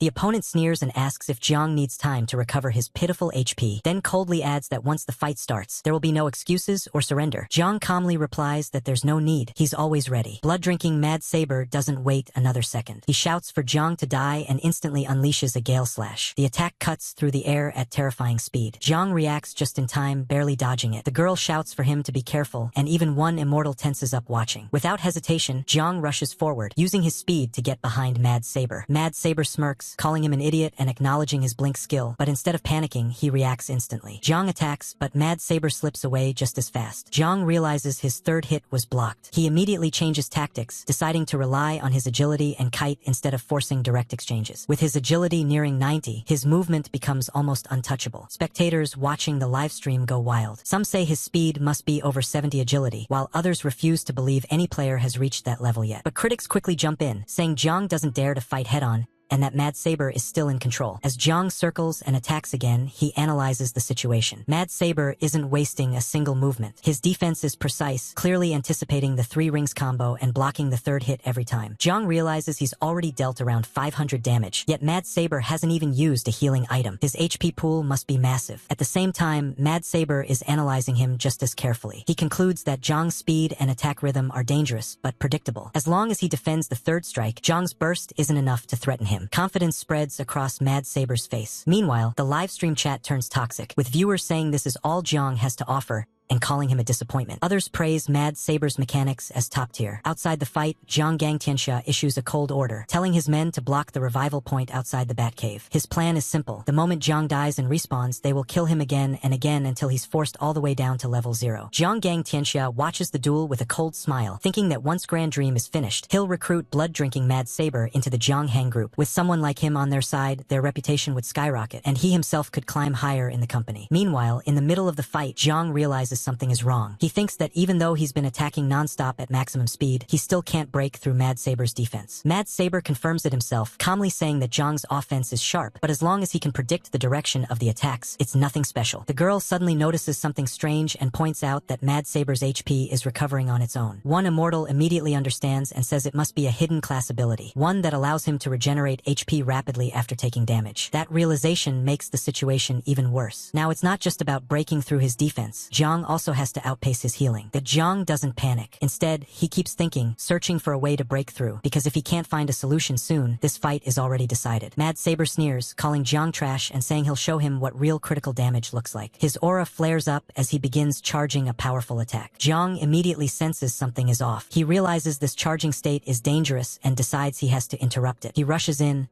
attacking as fast as possible, but even then, he can't tell how much HP Mad Saber actually has. Mad Saber suddenly shouts for him to die and unleashes a Gale Burst Slash. The attack is massive. Jiang barely escapes using Blink, thinking that without it, his HP would have been wiped out instantly. Mad Saber laughs and says his skill can be used consecutively, mocking Jiang and asking if Blink can do the same. Jiang quickly analyzes the timing, realizing there must be a short gap between activations. He prepares to counter during that window, but before he can act, Mad Saber launches another Gale Burst Slash. This time, time it hits, Jiang is sent reeling, his HP plummets. He barely manages to stay standing with just a sliver left, realizing how absurd the damage is. Mad Saber revels in it, laughing wildly. Around them, one immortal and the others grow tense, feeling that even Jiang might not be able to win this. The Jiang Hang group celebrates early, convinced their victory is guaranteed. Mad Saber prepares his final attack, declaring that this is where Jiang's journey ends and that from now on, it will be his era. He mocks Jiang, saying that running into him was just bad luck, and that he'll gladly take all his gear. Jiang, however, thinks differently. He realizes he's been waiting for this exact moment. As Mad Saber continues mocking him, Jiang steadies himself. Even as another hit lands, pushing him to the brink, he remains focused. Then he says that triggering it once is enough. In that instant, the Fallen Dagger's effect activates. A massive number explodes across the screen. 3987 damage. Everything freezes. Mad Saber's expression shifts from confidence to shock. As he fades, he refuses to accept it, insisting he hasn't lost. Around them, everyone is stunned, unable to understand what just happened. The boss stares at the damage number and shouts in disbelief, asking what that 4-digit damage even was. Jiang, calm and steady, simply says that he won. Even one immortal and the others can't process what just happened. The live stream chat explodes. Some accuse Jiang of cheating after seeing such absurd damage, while others point out that his weapon, the Fallen Dagger, ranked number 1, is the reason. A debate instantly breaks out, with people arguing that it's no less unfair than a hidden class fighting an unclassed player. Meanwhile, Zhang Gang Tianxia is completely shaken. He mutters that blood-drinking Mad Saber is supposed to be the strongest solo player, yet he still lost, and worse, he just handed all the spotlight to Grand Dream. Furious, he orders his people to shut down the livestream immediately. The drones are pulled down, cutting off the broadcast. Back on the battlefield, Zhang notices something on the ground. Mad Saber dropped items. 2 of them. A notification appears. Asterisk Edgebreaker class change medal hidden. Asterisk White Fox Tribe treasure map unique. Jiang realizes these must be the rewards from the little White Fox boss that Mad Saber defeated earlier. He thinks to himself that he just hit the jackpot. But before he can even celebrate, the boss gives a cold command. He tells everyone to attack immediately while Jiang is still low on HP. In an instant, the entire Jiang Hang group charges toward him. As the Jiang Hang group charges in, one immortal and the others step in instantly. They shout back at Jiang Gang Tianxia and strike first, landing a clean hit that disrupts the attack. Jiang Gang Tianxia is furious, asking how they dare interfere. But before he can recover, they press the advantage and take him down. One immortal calmly reminds him that, as he said himself, striking first gives the upper hand. With their leader down, the rest of the Jiang Hang members hesitate. Jiang steps forward and coolly points out that it's now 4 against 3, asking if they still want to continue. That's all it takes. Their confidence collapses. One tries to rally the group, shouting about their Jiang Hang spirit, but it doesn't last. The moment they remember Jiang's damage, panic spreads. They start backing off, then outright run. Some shout that 3,000 plus damage is too terrifying, others refuse to tank, and soon the entire group turns and flees. Even the ones trying to act tough give up and chase after their teammates. The immortal group watches them go, laughing at how quickly their so-called spirit disappeared. With the battlefield finally quiet, one immortal turns to Jiang and hands over the loot. He says this was originally meant for him anyway, and is now returning it to its rightful owner. Jiang looks through the items, gear, and medals dropped by both blood-drinking Mad Saber and Jiang Gang Tianxia. Among them is the Edgebreaker hidden class medal and some additional gear like Night Bat gauntlets. Jiang says he'll only take the Edgebreaker medal, reasoning that from the name, it's likely a high attack speed assassin-type class, which fits him perfectly. One immortal is overwhelmed and even gets emotional, asking if he can hug Jiang. Jiang politely declines. The girl then excitedly invites Jiang again to join the immortal tech group, saying their team has a great atmosphere and he'd definitely enjoy it. Jiang thanks her but says that if he ever decides to join a group, they'll be the first he contacts. Just then, one immortal casually mentions that he has already transferred 100,000 star coins to Jiang. Jiang is surprised and reminds him that they agreed on 20,000 per person carried, and that the total shouldn't be that high. One immortal tells Jiang to hear him out first. He explains that during this Bat Cave run, the immortal group gained dozens of class medals and even secured 2 crucial hidden class medals. With this, their organization could rise to top-tier status almost instantly, and it's all thanks to Jiang leading them. He adds that Jiang just publicly defeated blood-drinking Mad Saber, meaning Grand Dream is now recognized as the strongest player in New Origin. The company's higher-ups have already instructed him to build a strong relationship with Jiang, and that the 100,000 star coins are nothing compared to his value. Jiang understands and thanks him. In his mind, though, the number hits hard. 100,000 star coins means his family's life can completely change. Medicine, food, everything becomes possible. One immortal then says that Immortal Jujo has already revived outside the cave and that they're heading to regroup. Jiang agrees but says he wants to explore further ahead since the exit leads to a new map. They part ways there. The girl teases one immortal, asking why he didn't try harder to recruit Jiang. He jokes back, embarrassing her, and she reacts flustered. As they leave, one immortal reflects that the name Grand Dream will soon become a nightmare for all players, and that he's lucky Jiang is an ally, not an enemy. Meanwhile, Jiang continues deeper alone. He notices something strange. The path feels different, too quiet. There isn't a single player around. Then the temperature drops. His breath starts turning into visible mist. He frowns, wondering if the game's realism is really this extreme. Then his movement slows. His legs feel stiff. He suddenly realizes his feet are freezing. Before he can react, he looks up. A massive creature looms ahead, its jaws opening slowly. A notification appears. Giant Ice Bat Demon, mutated. Level 25, attack 310, defense 60, HP 7000, effects, freeze, bleed. Jiang is completely stunned. He can't believe what he's seeing. A level 25 monster in this area, with stats that are completely absurd. As the giant Ice Bat Demon unleashes waves of freezing attacks, Jiang immediately realizes this monster is on a completely different level from anything he has faced so far. The creature lunges in for a close-range strike. Jiang tries to move, but his feet are frozen solid in place. He struggles, but the ice won't budge. Panic hits him. He thinks that if this continues, he'll die here, and worse, he'll drop his gear. The thought of losing the fallen dagger alone is enough to make his heart sink. With no other choice, he decides to force a class change mid-fight. A notification appears asking if he wants to change class to Wind Whisperer. Jiang immediately confirms. Just as the monster is about to hit him, a voice cuts through the air. A strange melody echoes, and the monster suddenly freezes in place. Jiang is shocked. He didn't do that. Then, thunder crashes. Lightning descends violently, engulfing the monster. A massive damage number appears, ***10, 999 ***. Jiang is stunned. 5-digit damage from a single hit. Then the one who saved him steps forward. Lunaria. She casually asks if he's alright. Before Jiang can even process it, she tells him to take 3 of her moves and not die. In the next instant, she's already in front of him. Her punch lands straight on his face, knocking him down. Jiang barely survives and realizes just how terrifying her speed and power are. Lunaria comments that his reaction speed is decent, but criticizes him for relying too much on skills. Jiang tries to track her, but even Eye of Insight can't keep up. She vanishes from his sight completely. He looks around, unable to locate her. Then suddenly, she's behind him. She kicks, but Jiang instinctively ducks, narrowly dodging it. He realizes that's 2 moves already. Lunaria smiles, intrigued that he dodged on instinct. Then she draws a weapon and prepares her next strike. Jiang protests, saying that using a weapon is unfair. But Lunaria doesn't care, and her final attack is already coming. Lunaria doesn't slow down at all. Instead, she splits into multiple afterimages, her movement so fast it feels like she's using blink over and over without any cooldown. Jiang's vision starts to blur, and he realizes that trying to follow her directly is useless. He forces himself to calm down and focuses on one simple goal. He only needs to block the final move. Just one. Then something clicks. He remembers his fight with blood-drinking Mad Saber and finally understands what really happened back then. It wasn't just superior mechanics. Mad Saber had been predicting him. He knew Jiang would always attack the weak points revealed by Eye of Insight, and he used that against him. Jiang immediately flips that logic. Instead of reacting to Lunaria, he tries to think like her. If he were the one attacking with a final strike, where would he aim? What would be the most unavoidable spot? In that instant, he stops chasing her movements completely. He steadies himself, raises his weapon toward a seemingly empty position, and waits. The attack comes exactly there. He blocks it perfectly. A notification appears, confirming that he has completed Lunaria's trial. Lunaria pauses, clearly impressed. She tells him he's not bad and asks if he's willing to take her as his master. Another notification appears, offering the Temple Inheritance, a unique hidden class. Jiang is overwhelmed with excitement. After everything he's been through, he finally made it. Without hesitation, he accepts and eagerly asks what kind of class it is, expecting something incredibly powerful. Lunaria smirks slightly and tells him to listen carefully. Their class is Bard. After hearing that the class is Bard, Jiang can't help but feel a little disappointed. He says it doesn't sound very strong and even asks if it will be more powerful than Wind Whisperer. Lunaria immediately gets annoyed, snapping that theirs is the temple's unique inheritance and telling him not to be so ungrateful. As she knocks him again, Jiang complains about how much it hurts. Lunaria then notices something and says that he actually got his hands on the Wind Whisperer class. She admits that although it's nothing special in the eyes of the temple, it's still not bad. Jiang quickly asks her to give it back, but Lunaria just scoffs, saying his heavenly fate is quite impressive. Jiang is confused and asks what heavenly fate even means. He recalls that she mentioned it before, and now he wants a proper explanation. Lunaria tells him she can't reveal too much, but explains that it's like a hidden luck attribute, something tied to a person's destiny, opportunities, and survival. However, she warns that extremely high heavenly fate always comes with a heavy price. She adds that she can sense that Jiang's reason for entering this world is different from others. Jiang is shaken and asks what she means. Lunaria then directly asks if his real body in the original world is dying soon. Jiang is stunned. In his mind, he wonders if Lunaria is really just a game character, because this game suddenly feels far more complicated than he imagined. Lunaria stops there and says she's already said too much. Revealing more would only bring him trouble. She tells him to wait until he fully inherits the temple's power, power. Only then will he be able to explore these truths himself. Jiang thinks deeply about this. If the temple inheritance is connected to something beyond the game, could it possibly save his real body? Even though nothing is certain, he feels like he has taken a huge step closer to the answer. Without hesitation, he accepts the class. A notification appears confirming that he has successfully changed his class to Bard. His updated stats are displayed: level 12, HP 427/427, mana 410 to 410, attack 61 to 82, defense 42, agility 89, luck 10. Jiang looks at his stats and feels confused, saying it doesn't seem like much has changed. He then asks Lunaria about their combat skills, wondering if they have any powerful ultimate abilities like the one she used earlier. Lunaria casually replies that she already told him. Bards are a support class, so they don't have ultimate skills. That hits Jiang hard. He immediately accuses her of tricking him. Lunaria sighs and says fine, she'll teach him 3 skills first. Jiang quickly interrupts and says 4. Lunaria pauses, then agrees. Jiang immediately pushes his luck and asks for 5 skills instead of 4. Lunaria instantly shuts him down, saying forget it if he keeps pushing. Jiang quickly backs off and says he'll learn. Then the notifications pop up. Each skill costs 20 gold coins. Jiang is stunned and asks why everything has a gold coin price. Lunaria casually replies that of course she has to charge an introductory fee, asking if he really thought it would be free. Jiang complains that he doesn't even have that kind of money, especially since she keeps taking everything from him. Lunaria shrugs and says he can just exchange items instead, acting like she's being perfectly reasonable. Before Jiang can react, a notification appears.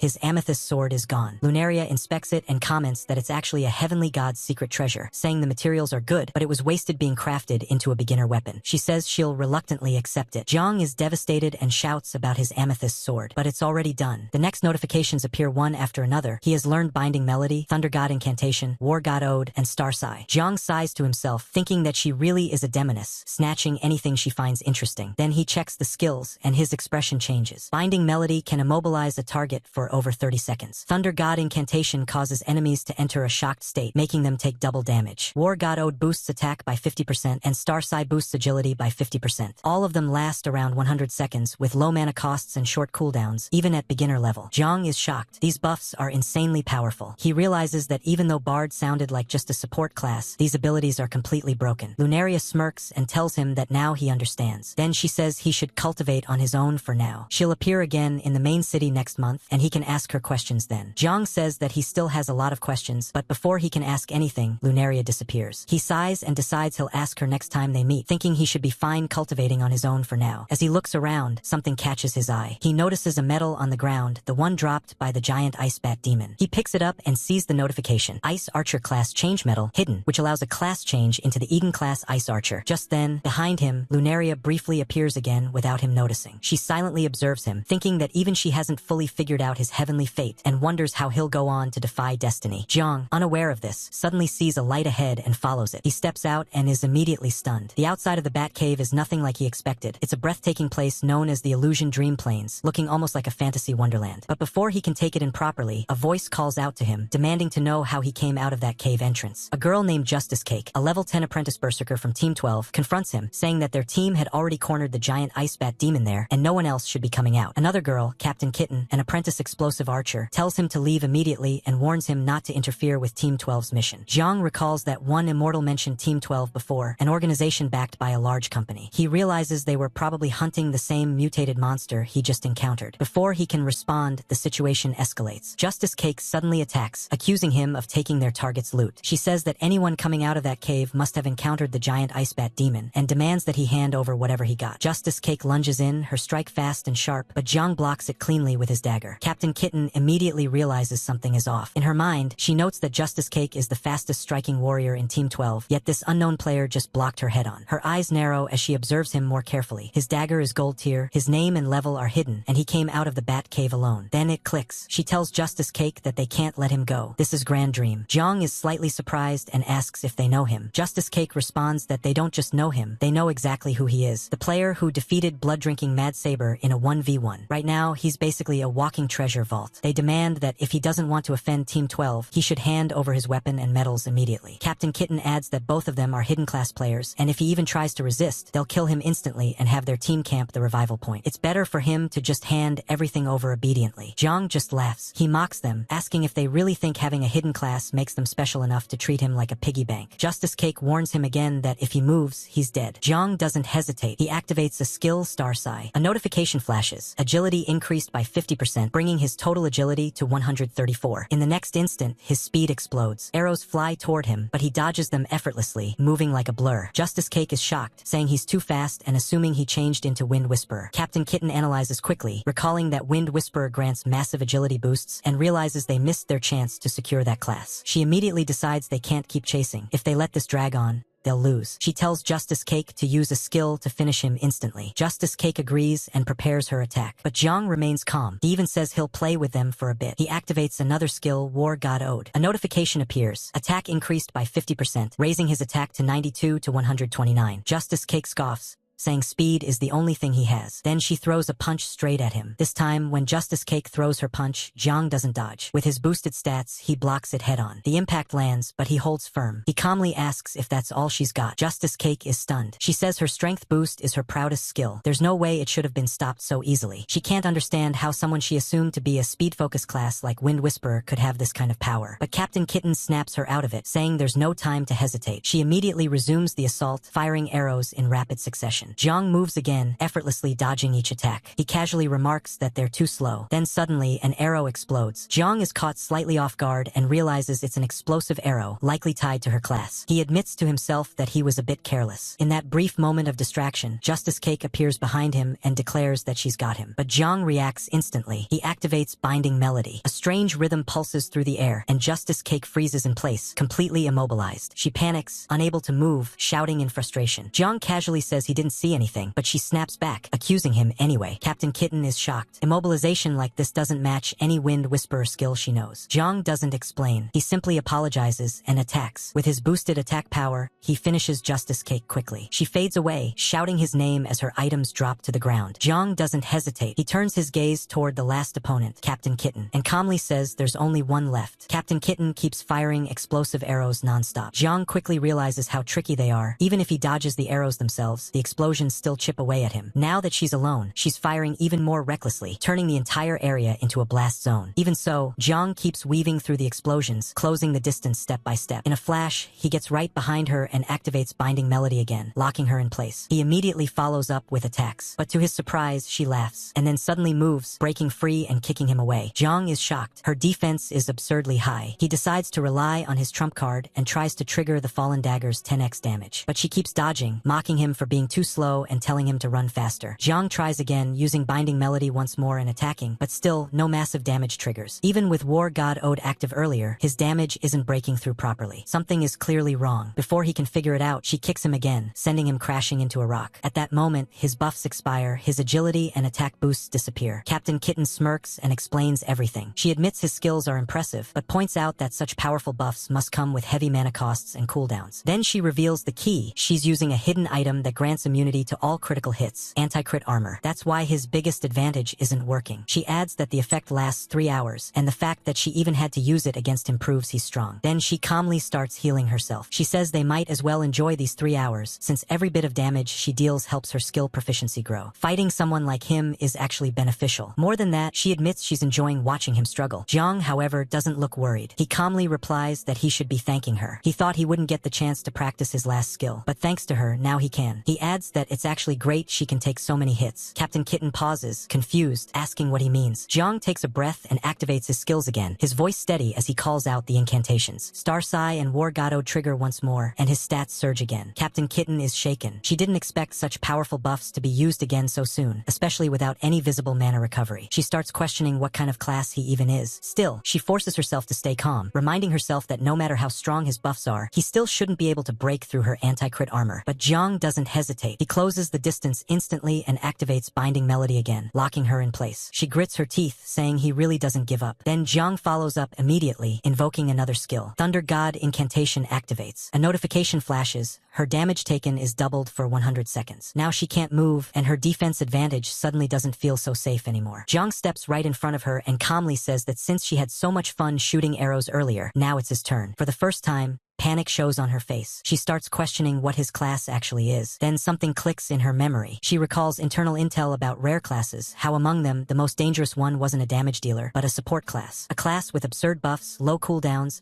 and low mana costs. One that you should never fight head-on. She remembers the warning clearly. If you ever encounter one, run immediately. And now, standing in front of her is exactly that. A bard, the temple's unique inheritance. Captain Kitten is completely shaken. She mutters that this is the temple's inheritance. She can't believe she actually ran into it. Then she looks at Jiang and asks how he always has such insane luck. Jiang shrugs and says he's curious about that too, but right now he should send her to the revival point. He moves in and attacks. With Thunder God incantation still active, the damage spikes brutally. Captain Kitten can't hold on. As she fades away, she warns that Team 12 won't let him off. The battlefield finally goes quiet. Jiang exhales and admits that Thunder God incantation really carried that fight. Then he checks the drops. 2 pieces of gear appear, an explosive bow and a bursting great axe, both silver tier and level 11 equipment. He notes that the anti-crit armor didn't drop, which is expected, but these items are still a solid profit. He plans to sell them to one immortal later and keep an eye out for more hidden items in the future. After that, he finally reaches a safe zone. For the first time in a while, he relaxes a little, thinking about how constantly being targeted has kept his nerves on edge. Before heading toward the Mist River, he pauses. Something feels off. He hears a faint sound and remembers that his communication devices are linked to his helmet. Back in reality, it hits him. Someone is calling him. It's Hua Xiaoxiao. He's surprised and a bit relieved, saying it's been way too long since she last contacted him. Hua Xiaoxiao greets him casually and asks if he liked the gift she sent. Jiang immediately panics when he realizes she's video calling while in the bath and tells her to stop messing around and get back in the tub. She laughs it off, explaining that her cultivation on Saturn leaves her with almost no signal most of the time, so bath time is the only chance she gets to call. Even Jiang, usually serious, gets flustered by the situation. Then her tone softens. She admits she's wanted to call him for a long time. Saturn is incredibly empty, and she has no one to talk to. In their world, high-level awakened often travel across planets in search of better energy fields for cultivation. It's common, but it requires immense wealth and resources. Hua Xiaoxiao's family just happens to have that kind of power. Jiang says that, as expected of a ridiculously rich level 10 awakened, she's been cultivating in outer space ever since she awakened. Hua Xiaoxiao rolls her eyes and says she can't help it. Her grandfather is overly cautious and insists that Earth isn't safe. Jiang then shifts the topic, saying he's been wanting to talk to her about New Origin for a while. He tells her the game doesn't feel as simple as it looks. She teases him, asking if he's just being a noob and trying to blame the helmet she gave him. Jiang denies it and explains what really happened. He met a teacher in the game, and even though she was supposed to be just an NPC, she could see the condition of his real body. Xiao Xiao immediately asks if it's a woman. Jiang gets annoyed and says that's not the point. Then Xiao Xiao gets a bit more serious. She admits she doesn't know every detail, but explains what she's heard. Scientists originally discovered a spiritual world inside a meteorite, and with military funding, they turned it into New Origin. The monsters and NPCs inside aren't just code. They actually exist within that spiritual realm. So the teacher Jiang met is likely a real existence. Jiang is stunned. To him, it feels like he's basically entered another world. Xiao Xiao then reveals why she sent him the game in the first place. It's because the game can influence the physical abilities of awakened in real life. She believed that for Jiang, this might be a real chance to survive. Then her tone turns firm. She tells him he's not allowed to die. Jiang quietly replies that he understands. She then asks if his ALS-like condition has flared up recently and says he should tell her if he needs anything. Jiang brushes it off, saying he'll handle it himself, then awkwardly tells her to put some clothes on while she's still on camera. Right at that moment, his sister Yena walks in, saying he has a package. She sees the screen and freezes. Xiao Xiao cheerfully greets her, starting to introduce herself, but Jiang panics and immediately cuts the call. He turns to Yener, desperately trying to explain that it's not what it looks like, but she's already in shock. She runs off shouting that their mom needs to come see this because her brother is with a girl. Jiang tries to stop her, saying it's a misunderstanding, but his body suddenly weakens. He realizes he's running out of energy again. After Jiang explains everything, Yener asks if the New Origin helmet was really given to him by that girl. Jiang quickly tells her to keep her voice down, worried their parents might hear and confiscate it if they find out he's been staying up late playing. Yener gets excited and says she wants to play too. Jiang apologizes and explains that the helmet is locked to one user's iris, so she can't use it. She doesn't give up and says she wants one anyway, but then casually mentions the price. 1 million star coins. Jiang is stunned and asks her to repeat that. She explains it's the limited Supreme Edition, capable of fully simulating all 5 senses. Only the rich or powerful can afford it. She even adds that people say you can smell the fragrance of flowers in-game with it. Jiang realizes just how valuable the gift from Hua Xiaoxiao really is and admits to himself that he now owes her a huge favor. Yener then lowers her expectations and says even a cheap bracelet version would be fine. At that moment, their second brother walks in, scolding Yener for bothering Jiang and reminding her about his condition. She immediately apologizes. Then Jiang surprises both of them. He transfers money to them and tells them to buy game bracelets and use it freely, saying he earned it in-game. They're shocked at the amount. Yener asks how he got so much, but Jiang just tells them not to worry about money and to leave it to him. Both siblings light up with excitement, and Yener cheers happily while the other brother tells her to calm down. Jiang then gives them instructions. He tells them to level up first and inform him once they reach level 10. Most importantly, he warns them not to rush into choosing a class. They both agree. In his mind, Zhang reflects that since he already became a bard, he'll save the 2 hidden class medals for them. If this game truly enhances the abilities of Awakened in real life, then it's not just a game, it's a path to survival for his family. Then Yenner asks for his in-game ID so they can find him. Zhang hesitates and says he's no longer in the beginner village. Yenner then asks him something unexpected, if he knows Grand Dream. The second brother looks confused and says that Grand Dream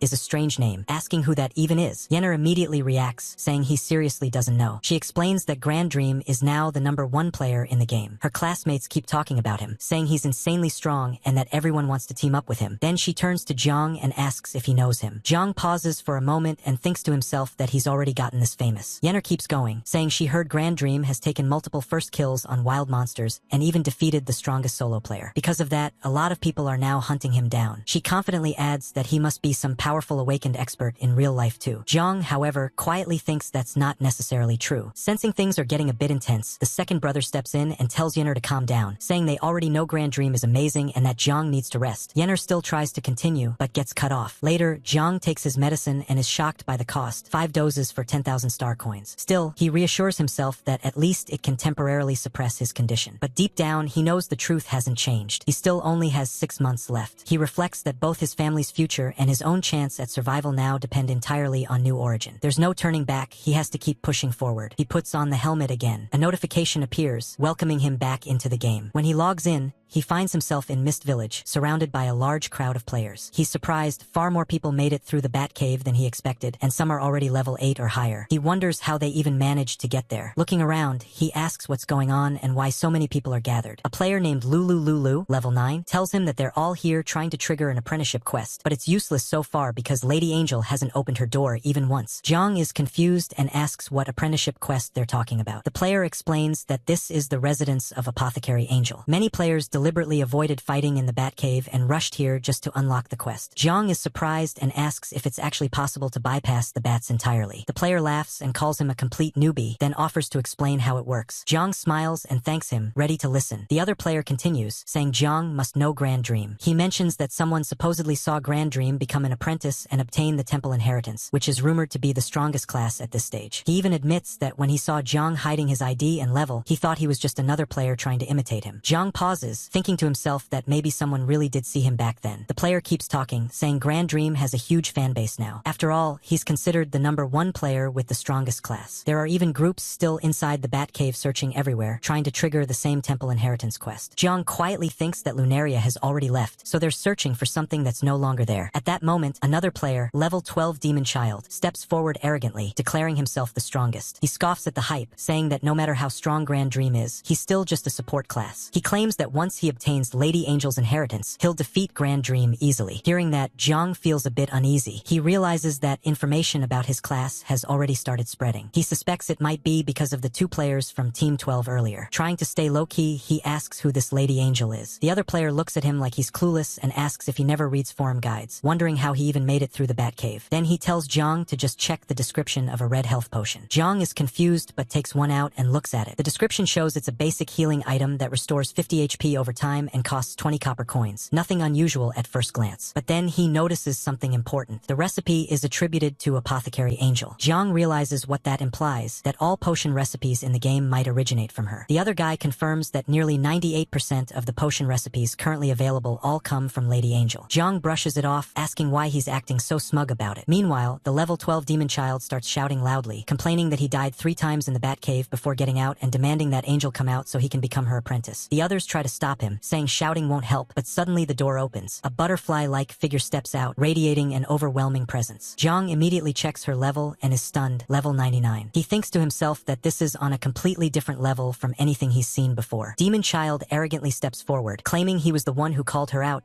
and telling everyone not to compete with him. But before he can finish, the butterfly moves. In a single instant, she attacks him. Demon Child is left confused, asking what just happened and how he was hit in a safe zone. Zhang, watching carefully, is shocked. He didn't even see her starting motion. If that attack had been aimed at him, he wouldn't have had time to react at all. Then the butterfly calmly calls out Zhang's name, telling Grand Dream to come inside. Zhang is surprised, wondering why she's calling him specifically. The crowd outside immediately erupts. People realize who he is. The guy who was just talking to him is stunned, saying Zhang is actually Grand Dream, while others shout that a big shot has appeared. Zhang apologizes for hiding his identity and thanks the guy for the helpful information, which makes the fan nearly tear up with excitement. As Zhang walks inside with the butterfly, the crowd continues buzzing. Some comment that he looks younger than expected. Others complain about why he was chosen, while a few warn them not to even try entering unless they want to get cut down instantly. Inside, Zhang is greeted by a beautiful place filled with plants, almost like a hidden sanctuary. As he walks further in, he finally meets Apothecary Angel. She looks at him and bluntly says that although he's Grand Dream, he looks weak. Zhang stays calm and respectfully asks why she called him here. Angel calmly tells him that Kiki's earlier attack must have frightened him and offers an apology gift. Zhang looks at the item in confusion and a notification appears, *** Swift Potion, Saint Tier, ***, granting plus 800% agility instantly for 40 seconds. He is completely stunned, realizing this effect is even more outrageous than his own skills. Angel smiles and tells him that this is just one example, and that she can provide many other powerful potions as well. Zhang is tempted, asking if she's serious. Angel confirms it and then reveals her condition. If he accepts her guidance and changes his class to Apothecary, he can have everything she offers. She even reassures him that the usual class change restrictions won't be a problem, implying she has a way to bypass them. Hearing this, Zhang becomes cautious. He can't understand what she's truly planning. Still, he politely thanks her and says he has no intention of changing his class for now, preparing to leave. Angel's expression shifts slightly, and then she drops a shocking statement. She says she can cure his ALS-like disease. Zhang freezes. She explains that she, like his teacher, can see the condition of his real body, but unlike Lunaria, she claims she can directly cure it. She asks him to reconsider. Zhang is shaken to his core. This was the very reason he entered the game in the first place. A disease declared incurable in the real world, and now someone is saying it can be fixed. For a moment, he hesitates, but then he thinks about Lunaria, unreliable, scheming, always taking things without asking, yet still the one who gave him this path. He steadies himself. He says that he likes the Bard class and continues walking away. In his heart, he half jokes that if his teacher doesn't help him after this, he'll haunt her even after death. As he leaves, a notification appears. He has completed a hidden quest, Angel's Trial, with the requirement being to reject Apothecary Angel's offer. Another notification follows immediately. He has triggered the next stage of the hidden quest, requiring him to survive under Kiki's attack for 1 minute. As Butterfly Kiki prepared to attack, Zhang immediately realized the trial had already begun. The moment her strike came down, he instantly used Blink to retreat backward, barely dodging it. While moving away, he thought to himself, wondering what exactly was going on, and why such a hidden quest had suddenly been triggered. Angel watched with a smile and praised him for managing to dodge. She even asked if he had prepared for this beforehand. Zhang, however, stayed cautious. He had already sensed from the beginning that Kiki was filled with killing intent toward him. Ever since he entered the room, she had clearly wanted to take him down. Angel inwardly praised him for being sharp, then immediately ordered Kiki not to give him any time to chant his skills. But as Zhang dodged another incoming attack, he calmly revealed that he had already finished chanting earlier, right when he turned around to leave. He admitted that although Angel's smile looked cute and harmless, he never trusted kindness that came without reason. The timer showed 51 seconds remaining. Kiki attacked again, and Zhang barely escaped. He thought to himself how close that strike had been, realizing she could catch up to him almost instantly. 38 seconds remaining. Another slash came. Zhang started wondering just how much agility Kiki actually had. 22 seconds remaining. He continued dodging desperately. 10 seconds remaining. Angel suddenly noticed something strange. Even with Zhang's skills, it shouldn't have been possible for him to dodge Kiki this consistently. Then her eyes shifted toward the table nearby. The swift potion was gone. She immediately realized Zhang must have secretly drunk it earlier. Zhang burst out laughing, finally admitting it. He said she had finally noticed, and praised the Saint Tier potion for being even more outrageous than he imagined. Thanks to it, his agility had already surpassed 1,000. Angel instantly became furious. She shouted that he actually dared to drink her Saint Tier potion without permission and ordered Kiki to stop holding back and kill him immediately. Kiki responded with an even more terrifying strike than before. Seeing the sheer power behind the attack, Zhang realized there were less than 10 seconds left and that there was no way he could dodge normally anymore. So instead of retreating, he rushed straight toward Angel herself. At the last second, Zhang smirked and moved aside. Kiki's deadly attack was suddenly about to hit Angel instead. Realizing this, Kiki's expression changed instantly, and she forcefully pulled her sword back before it could land. The countdown finally reached 0. A notification appeared, announcing that Zhang had completed the hidden quest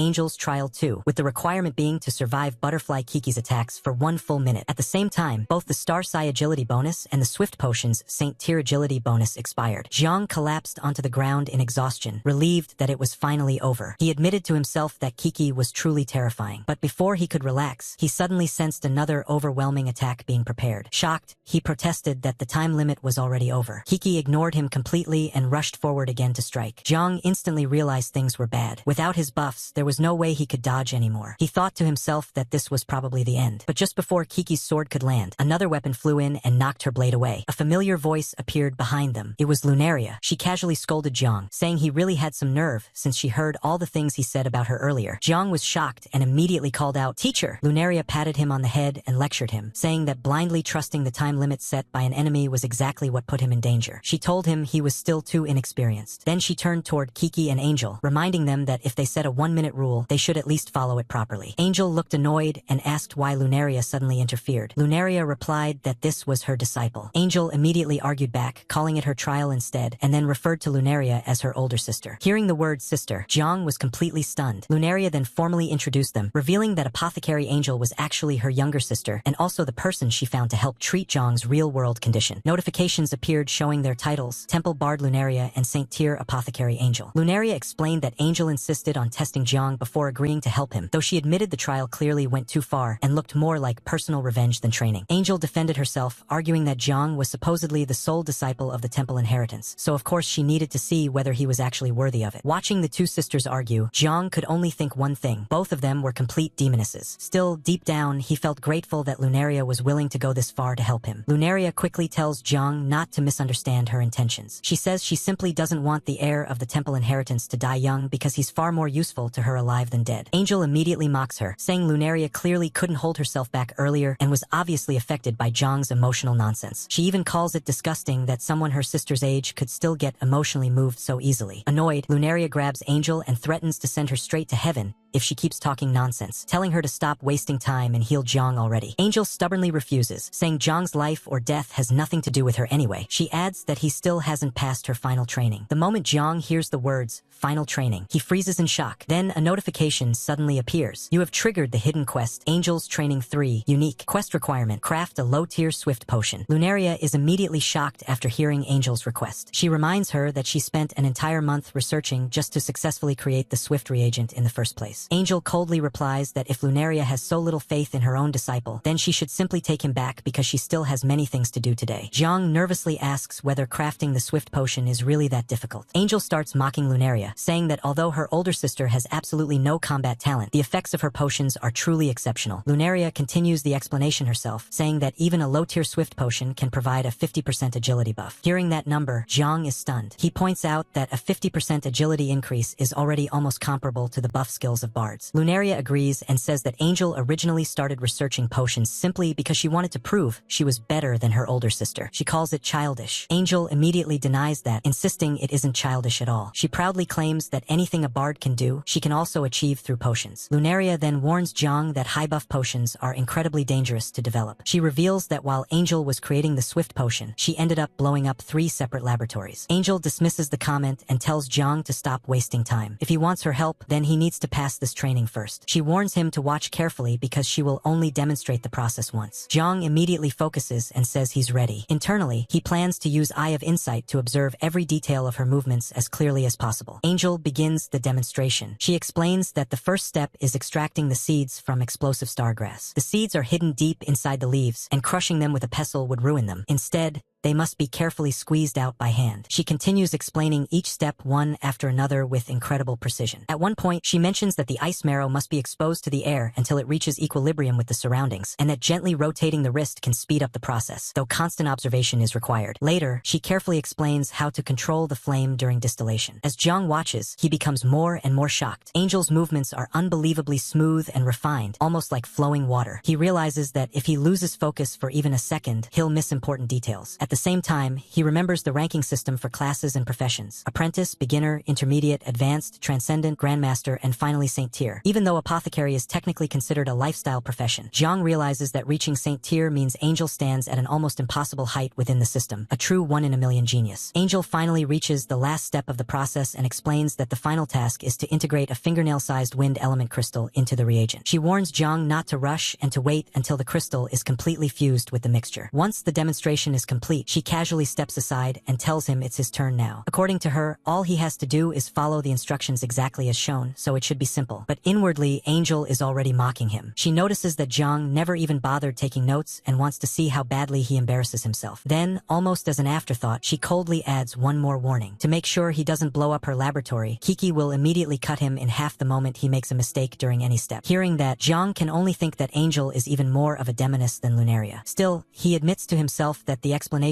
was incredibly detailed, which gives him at least some confidence. Lunaria asks him seriously whether he's confident enough to try, warning him not to force himself too hard. Jiang calmly replies that he still wants to attempt it. Lunaria nods and allows him to continue. Meanwhile, Angel quietly reflects on how difficult the apothecary class truly is. Unlike ordinary classes, it has no system assistance whatsoever. The complexity has already gone far beyond what normal Earth players would even consider a game mechanic. She remembers how hard she studied back when she first developed the Swift reagent and how much Lunaria mocked her at the time. Now she wants to see exactly how capable Lunaria's disciple really is. As Jiang takes his position and prepares to begin, Lunaria asks Angel one more time whether she'll really help him if he succeeds. Angel questions why Lunaria has so much confidence in him. Lunaria explains that although the world has been modified by humans from Earth, making many ordinary classes easier by allowing players to automatically learn skills, the Temple Inheritance and Angel's apothecary class were never altered that way. They still function according to their original rules. She reminds Angel that the Bard class isn't something a player can simply obtain by picking up a class medal. Having the medal alone doesn't mean someone is qualified to inherit it. Angel pauses after hearing that and asks what exactly Lunaria means by that. Lunaria explains that in order to gain the approval of the temple's successive supreme elders, an inheritor must perfectly recite a long,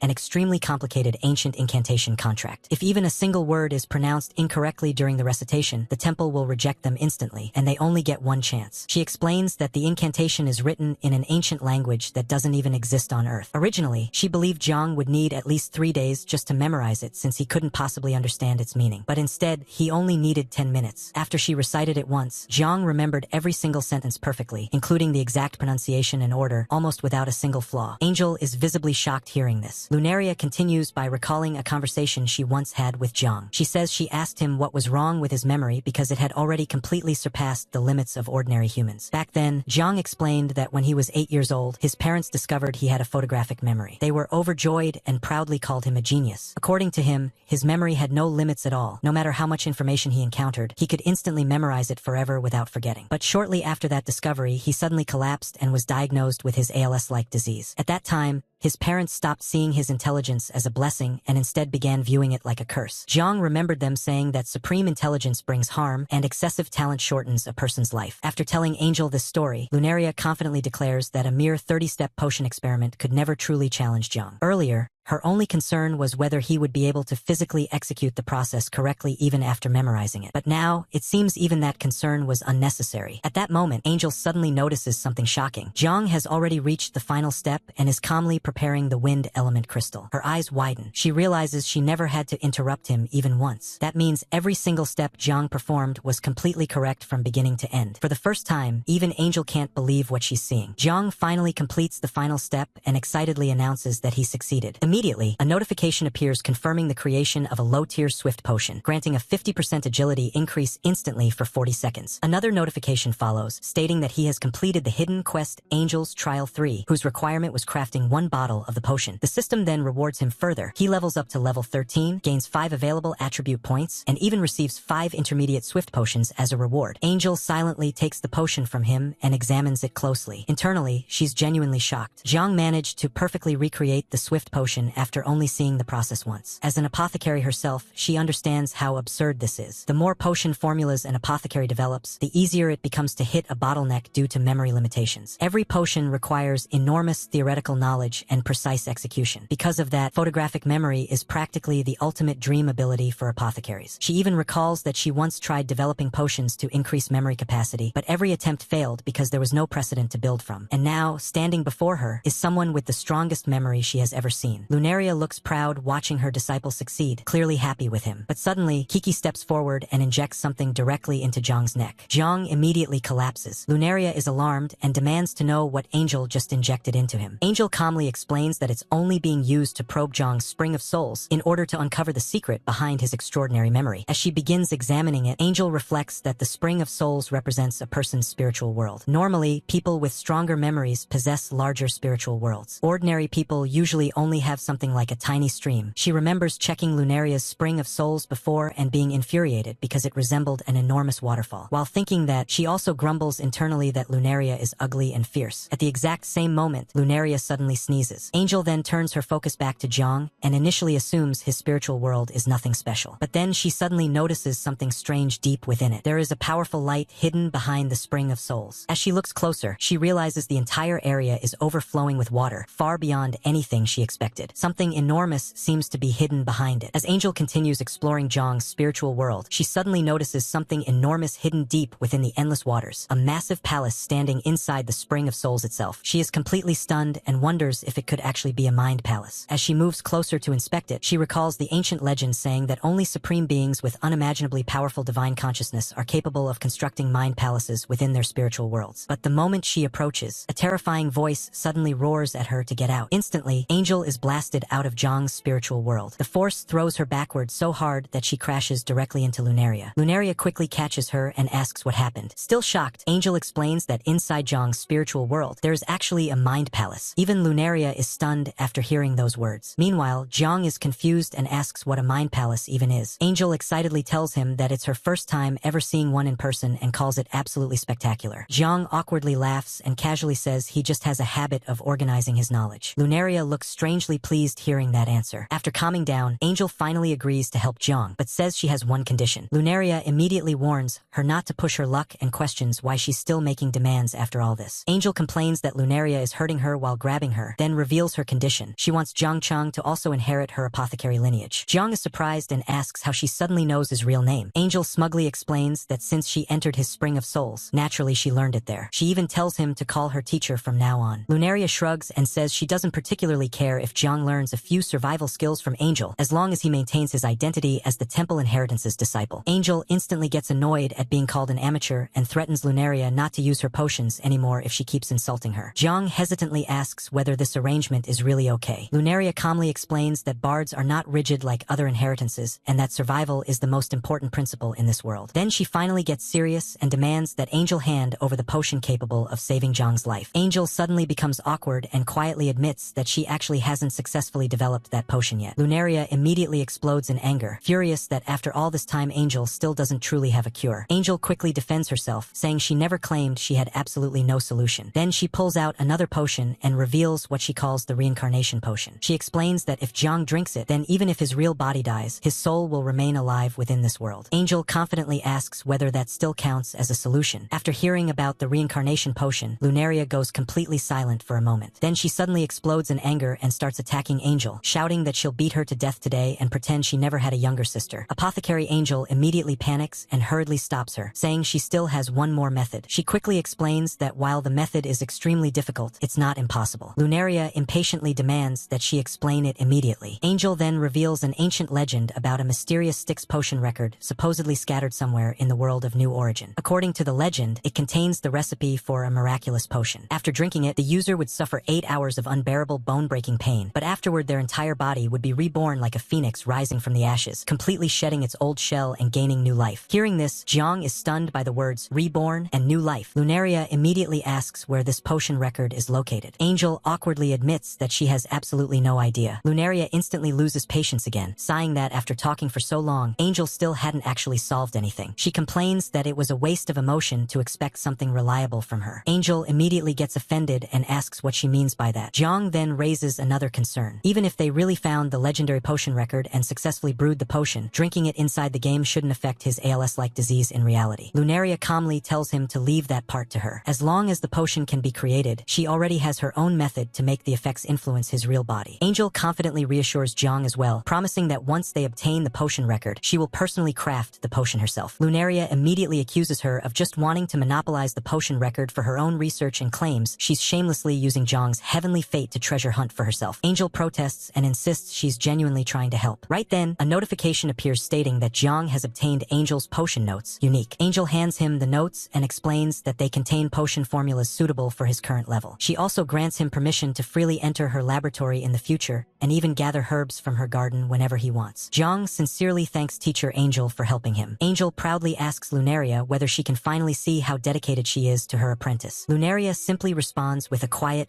Then, about an hour later, Jiang is shown holding several freshly crafted potions in his hands. Looking at their effects, he is amazed. Some provide attack and defense bonuses of 50%, which he finds unbelievably powerful. After producing several of them, he decides that the amount he made for now should already be enough. Notifications immediately begin appearing one after another. Jiang successfully obtains 100 low-tier swift potions, each granting a 50% agility increase instantly for 40 seconds. Then he also obtains 100 low-tier giant strength potions, each boosting attack and defense by 50% for the same duration. Apothecary Angel looks genuinely impressed and praises Jiang, saying he actually managed to succeed on his very first attempt. She happily calls him a truly moldable talent and says she didn't misjudge him after all. Then Lunaria reminds Jiang that if he wants clues about the legendary Styx potion record, he'll need to head deeper into the Misty Mountains. According to her, an item of that level could never remain hidden inside already explored regions. Jiang quietly agrees. Lunaria then explains that neither she nor Angel are currently present in their true bodies. This world places many restrictions on their actions, so from this point onward Jiang will mostly have to rely on himself. Hearing this, Jiang internally confirms his suspicion that Lunaria is also connected from another world rather than truly existing as a normal NPC. Lunaria then sighs and wonders aloud whether letting Jiang become Angel's disciple was fulfilling her own wish or simply letting Angel have her way again. Angel immediately laughs and calls it a win-win situation. As Jiang prepares to leave, he suddenly notices how strangely quiet everything outside has become. Then he remembers there's literally a level 99 monster nearby capable of instantly killing players with a single strike. Of course, everyone ran away. As he travels toward town, some players spot him and immediately start spreading the news that Grand Dream has emerged and is heading toward the Misty Mountains. Right then, Jiang receives a message from his younger sister, Jiang Yenner. She excitedly tells him she joined an organization called Flowerful Pavilion and proudly announces that she already reached level 6. She explains that her group bypassed the Batcave and is currently preparing to grind levels near the entrance of the Misty Mountains. She even managed to reserve a spot for him in the party and tells him to hurry over because everyone is gathering there. After reading the message, Jiang can only helplessly think that his little sister actually wants to carry him while leveling. Then he suddenly wonders where Xiaoyu went. Jiang Lu looks at his younger brother and asks why he isn't together with Yenner if she already managed to reach level 6. Xiaoyu helplessly explains that he's still only level 4. The organization Yenner joined, Flowerful Pavilion, only recruits girls, so he couldn't join even if he wanted to. Hearing this, Jiang becomes a little curious. An all-female organization called Flowerful Pavilion was something he had never heard about before. Still, he decides this is actually a good opportunity. Since he already needs to head toward the Misty Mountains anyway, he can also use this chance to observe the organization's strength and character for himself. Soon, he arrives at the foot of the Misty Mountains. The moment Yenner notices him, she excitedly waves and rushes over while shouting for her brother. Jiang immediately notices that she's already reached level 6. Yenner happily asks why she can't see his level or even his player ID. Jiang calmly explains that he hid them, then praises her for leveling up surprisingly quickly. Yenner proudly laughs in response. Nearby, the other Flowerful Pavilion members begin sizing him up. A level 10 apprentice which named Jasmine snorts and mockingly comments that another person hiding their ID must be trying to imitate Grand Dream and act mysterious. A level 10 apprentice archer named Pomegranate agrees, saying that if their team hadn't recently lost one of their members inside the Batcave, they definitely wouldn't have allowed an outsider to join. Meanwhile, level 10 Red Rose and level 10 Hibiscus also express concerns about whether bringing someone with an unknown background into the party would drag them down. Jiang silently observes them while analyzing the group composition. 1 hidden assassin-type frontliner and 3 backline classes. Their tank clearly died inside the Batcave earlier, which explains why they were willing to temporarily recruit someone like him. They simply needed somebody to stand at the front and absorb damage. Then Red Rose politely steps forward and introduces herself as the Vice Guild Master of Flowerful Pavilion. Jiang calmly introduces himself as Yenner's older brother. Some of the girls continue whispering among themselves, joking that maybe he really is Grand Dream if he's hiding his information so carefully. But another immediately dismisses the idea, pointing out that Grand Dream possesses the number 1 weapon on the leaderboard, while Jiang's current disguised equipment looks like cheap beginner gear picked up from a starter village. Yenner quickly tries to defend her brother, insisting that he has actually been playing the game for a long time already. However, Jiang gently stops her from saying anything more. He calmly thanks the Flowerful Pavilion members for helping his younger sister level up and politely asks them to forgive any childish or reckless behavior from her since she's still young. Yenner immediately pouts in dissatisfaction, clearly unhappy that her brother still refuses to reveal his true identity. Jiang Cheng awkwardly responds that he understands and even thanks them for the compliment. Seeing him remain so calm even while being mocked directly to his face leaves some of the Flowerful Pavilion girls slightly surprised. They quietly feel that he's unexpectedly broad-minded. Then Red Rose explains their current situation. While bypassing the Batcave earlier, the sister responsible for serving as the team's frontline tank failed to make it out alive. Because of that, they now need Jiang to temporarily act as the front line for the party. Jiang calmly agrees without hesitation and immediately says they should get moving. Then he naturally walks to the very front of the team. As he moves ahead, Jiang silently thinks that so many things have happened recently that he hasn't even had time to properly check the Wild Monster chat group. He decides that after helping Yenner grind levels for a while, he'll carefully review the messages he missed. Meanwhile, dozens of minutes earlier inside the Wild Monster chat group, the vampire bat angrily complains that both of its hidden class medals were stolen by that hateful Grand Dream. The Sand Snake mocks it for previously bragging that it hid the medals perfectly. The furious vampire bat then complains to the Silver Moon Wolf Cub boss that Grand Dream has gone too far. At that point, the monster known as Triant confidently declares that since Grand Dream has entered the Misty Mountains, it will personally make him taste suffering there. Back in the present, the Flowerful Pavilion party begins battling a huge tree monster. Red Rose quickly gives commands to the group. She orders Jasmine to control the Triant's movement, tells Pomegranate to maintain ranged attacks, asks Hibiscus to monitor everyone's condition and provide healing support, and reminds Jiang, whom she casually calls Buddy, that they are relying on him to hold the front line. The enormous Triant roars angrily while attacking the group. A notification appears. Triant level 13. Attack 60 to 70. Defense 30. HP 2000. Special effect Spike Assault. As the monster swings its massive trunk toward the girls, Jiang instantly steps forward and slices through the attack path, directly cutting the trunk aside before it can hit anyone. He coldly tells it not to even think about attacking them. The girls are immediately impressed. One excitedly praises Jiang for stopping the attack so cleanly, while Red Rose quickly orders Pomegranate to continue firing arrows and wear the monster down while Jiang holds it in place. The battle smoothly continues under Red Rose's command. When the Triant's HP drops low enough, Red Rose tells Jasmine to maintain control and not relax at the final moment. Jasmine confidently reassures her to leave it to her. Then Red Rose personally rushes forward and lands the finishing blow herself. The other Flowerful Pavilion members immediately start praising her, calling her finishing strike extremely cool and commenting that she seems to be in especially good condition today. Even Red Rose herself begins feeling more confident, saying that with this pace, they might even be able to gain another level today. As the battle temporarily settled down, Jiang silently observed Red Rose and evaluated her in his mind. She remained calm during battle, made quick decisions, and issued clear instructions to her teammates without hesitation. More importantly, the rest of the team trusted her completely. Seeing this, Jiang finally relaxed a little. At the very least, Yenner seemed to have found herself a reliable group to level with. Red Rose then praised Jiang, saying his reaction speed was incredibly fast and guessing he was probably some kind of speed-oriented warrior class. She admitted that having him as the team's front line made everyone feel much safer. Jiang simply replied modestly that she was overpraising him. Not everyone shared her opinion, however. One of the girls scoffed and said all he had done was block a bit of damage, something even her grandmother could do if she were being carried by the team. Another immediately agreed with her. Meanwhile, Yenner excitedly defended her brother and said the way he struck just now looked really cool. But before anyone could continue the conversation, danger suddenly exploded behind them. The supposedly defeated tree monster launched a hidden sneak attack. Jiang's eyes instantly sharpened. Without hesitation, he grabbed Yenner and pulled her out of the attack's path while warning her to be careful. The massive strike slammed into the ground moments later. The girls were completely confused about what was happening, but then terrifying notifications suddenly appeared one after another. A boss-tier Triant had appeared with 20,000 HP and attack power exceeding 360. Alongside it were a rare monster Triant and an elite monster Triant, both possessing monstrous stats far beyond normal enemies. The entire Flowerful Pavilion party immediately panicked after seeing the numbers. Red Rose was especially shocked by the boss monster's enormous health pool, while the others hurriedly asked her what they should do next. Even Jiang himself was surprised. 3 special monsters appearing together like this was completely abnormal. Yenner nervously called out to her brother, but Red Rose quickly regained her composure and decisively ordered everyone to retreat at once. She correctly judged that their current team had absolutely no possibility of defeating enemies of this level. Jiang silently agreed with her assessment. At this moment, escaping the Misty Mountains was the only sensible option. However, just as the group began retreating, another monster suddenly appeared directly in front of them, completely cutting off their escape route. At the same time, more monsters closed in from every direction, surrounding them entirely. Then one of the monsters actually spoke, mockingly asking where they thought they were running. The Flowerful Pavilion members immediately fell into despair. If the monsters here were intelligent intelligent enough to speak, then the situation was even more dangerous than they had imagined. One of the girls trembled and muttered that this might really be the end for them. At that exact moment, Jiang calmly stepped forward. His voice echoed out clearly as he chanted, "Let the melody become the lock, bind this shell." Binding melody, play. The instant the skill activated, the monster rushing toward them abruptly froze in place. After immobilizing the monster for a brief moment, Jiang immediately realized their position had already been completely exposed. He quickly pointed toward a massive boulder nearby and told everyone to hide there first. Since the monsters were enormous in size, the group still had an advantage in movement speed. The flowerful pavilion members hurriedly followed him and hid behind the giant rock. Moments later, the immobilized monster regained movement and began searching for them again, its heavy footsteps shaking the ground around the area. One of the girls nervously asked what they were supposed to do next. Jiang calmly replied that since they were already trapped anyway, they might as well try fighting back. As he said this, he slowly prepared his weapon. However, one of the skeptical girls immediately frowned and complained that even if his control skill could stop the monster temporarily, this was not the time to act cool and show off. Another agreed with her, questioning whether he had ever even seen a special monster before. In her eyes, there was absolutely no way their group could defeat enemies of this level. But before the complaints could continue, another girl suddenly noticed the dagger Jiang had drawn. Her expression instantly changed. She stared at the weapon and quietly pointed out that it looked exactly like the weapon ranked first on the weapon leaderboard, the fallen dagger. The others were immediately shocked and began staring at Jiang's weapon more carefully. One girl nervously wondered whether it was really the fallen dagger and whether Jiang could actually be Grand Dream himself. Still, some remained doubtful. Another girl argued that many players had recently started imitating Grand Dream by using similar dagger-type weapons. Just because the weapon looked alike didn't necessarily prove anything. One of them then loudly demanded that Jiang prove his identity if he really claimed to be Grand Dream. But Jiang completely ignored the argument around him. He didn't even bother answering them. Instead, his full attention remained focused on the monsters outside, while Red Rose silently watched him from nearby, her expression becoming more and more serious.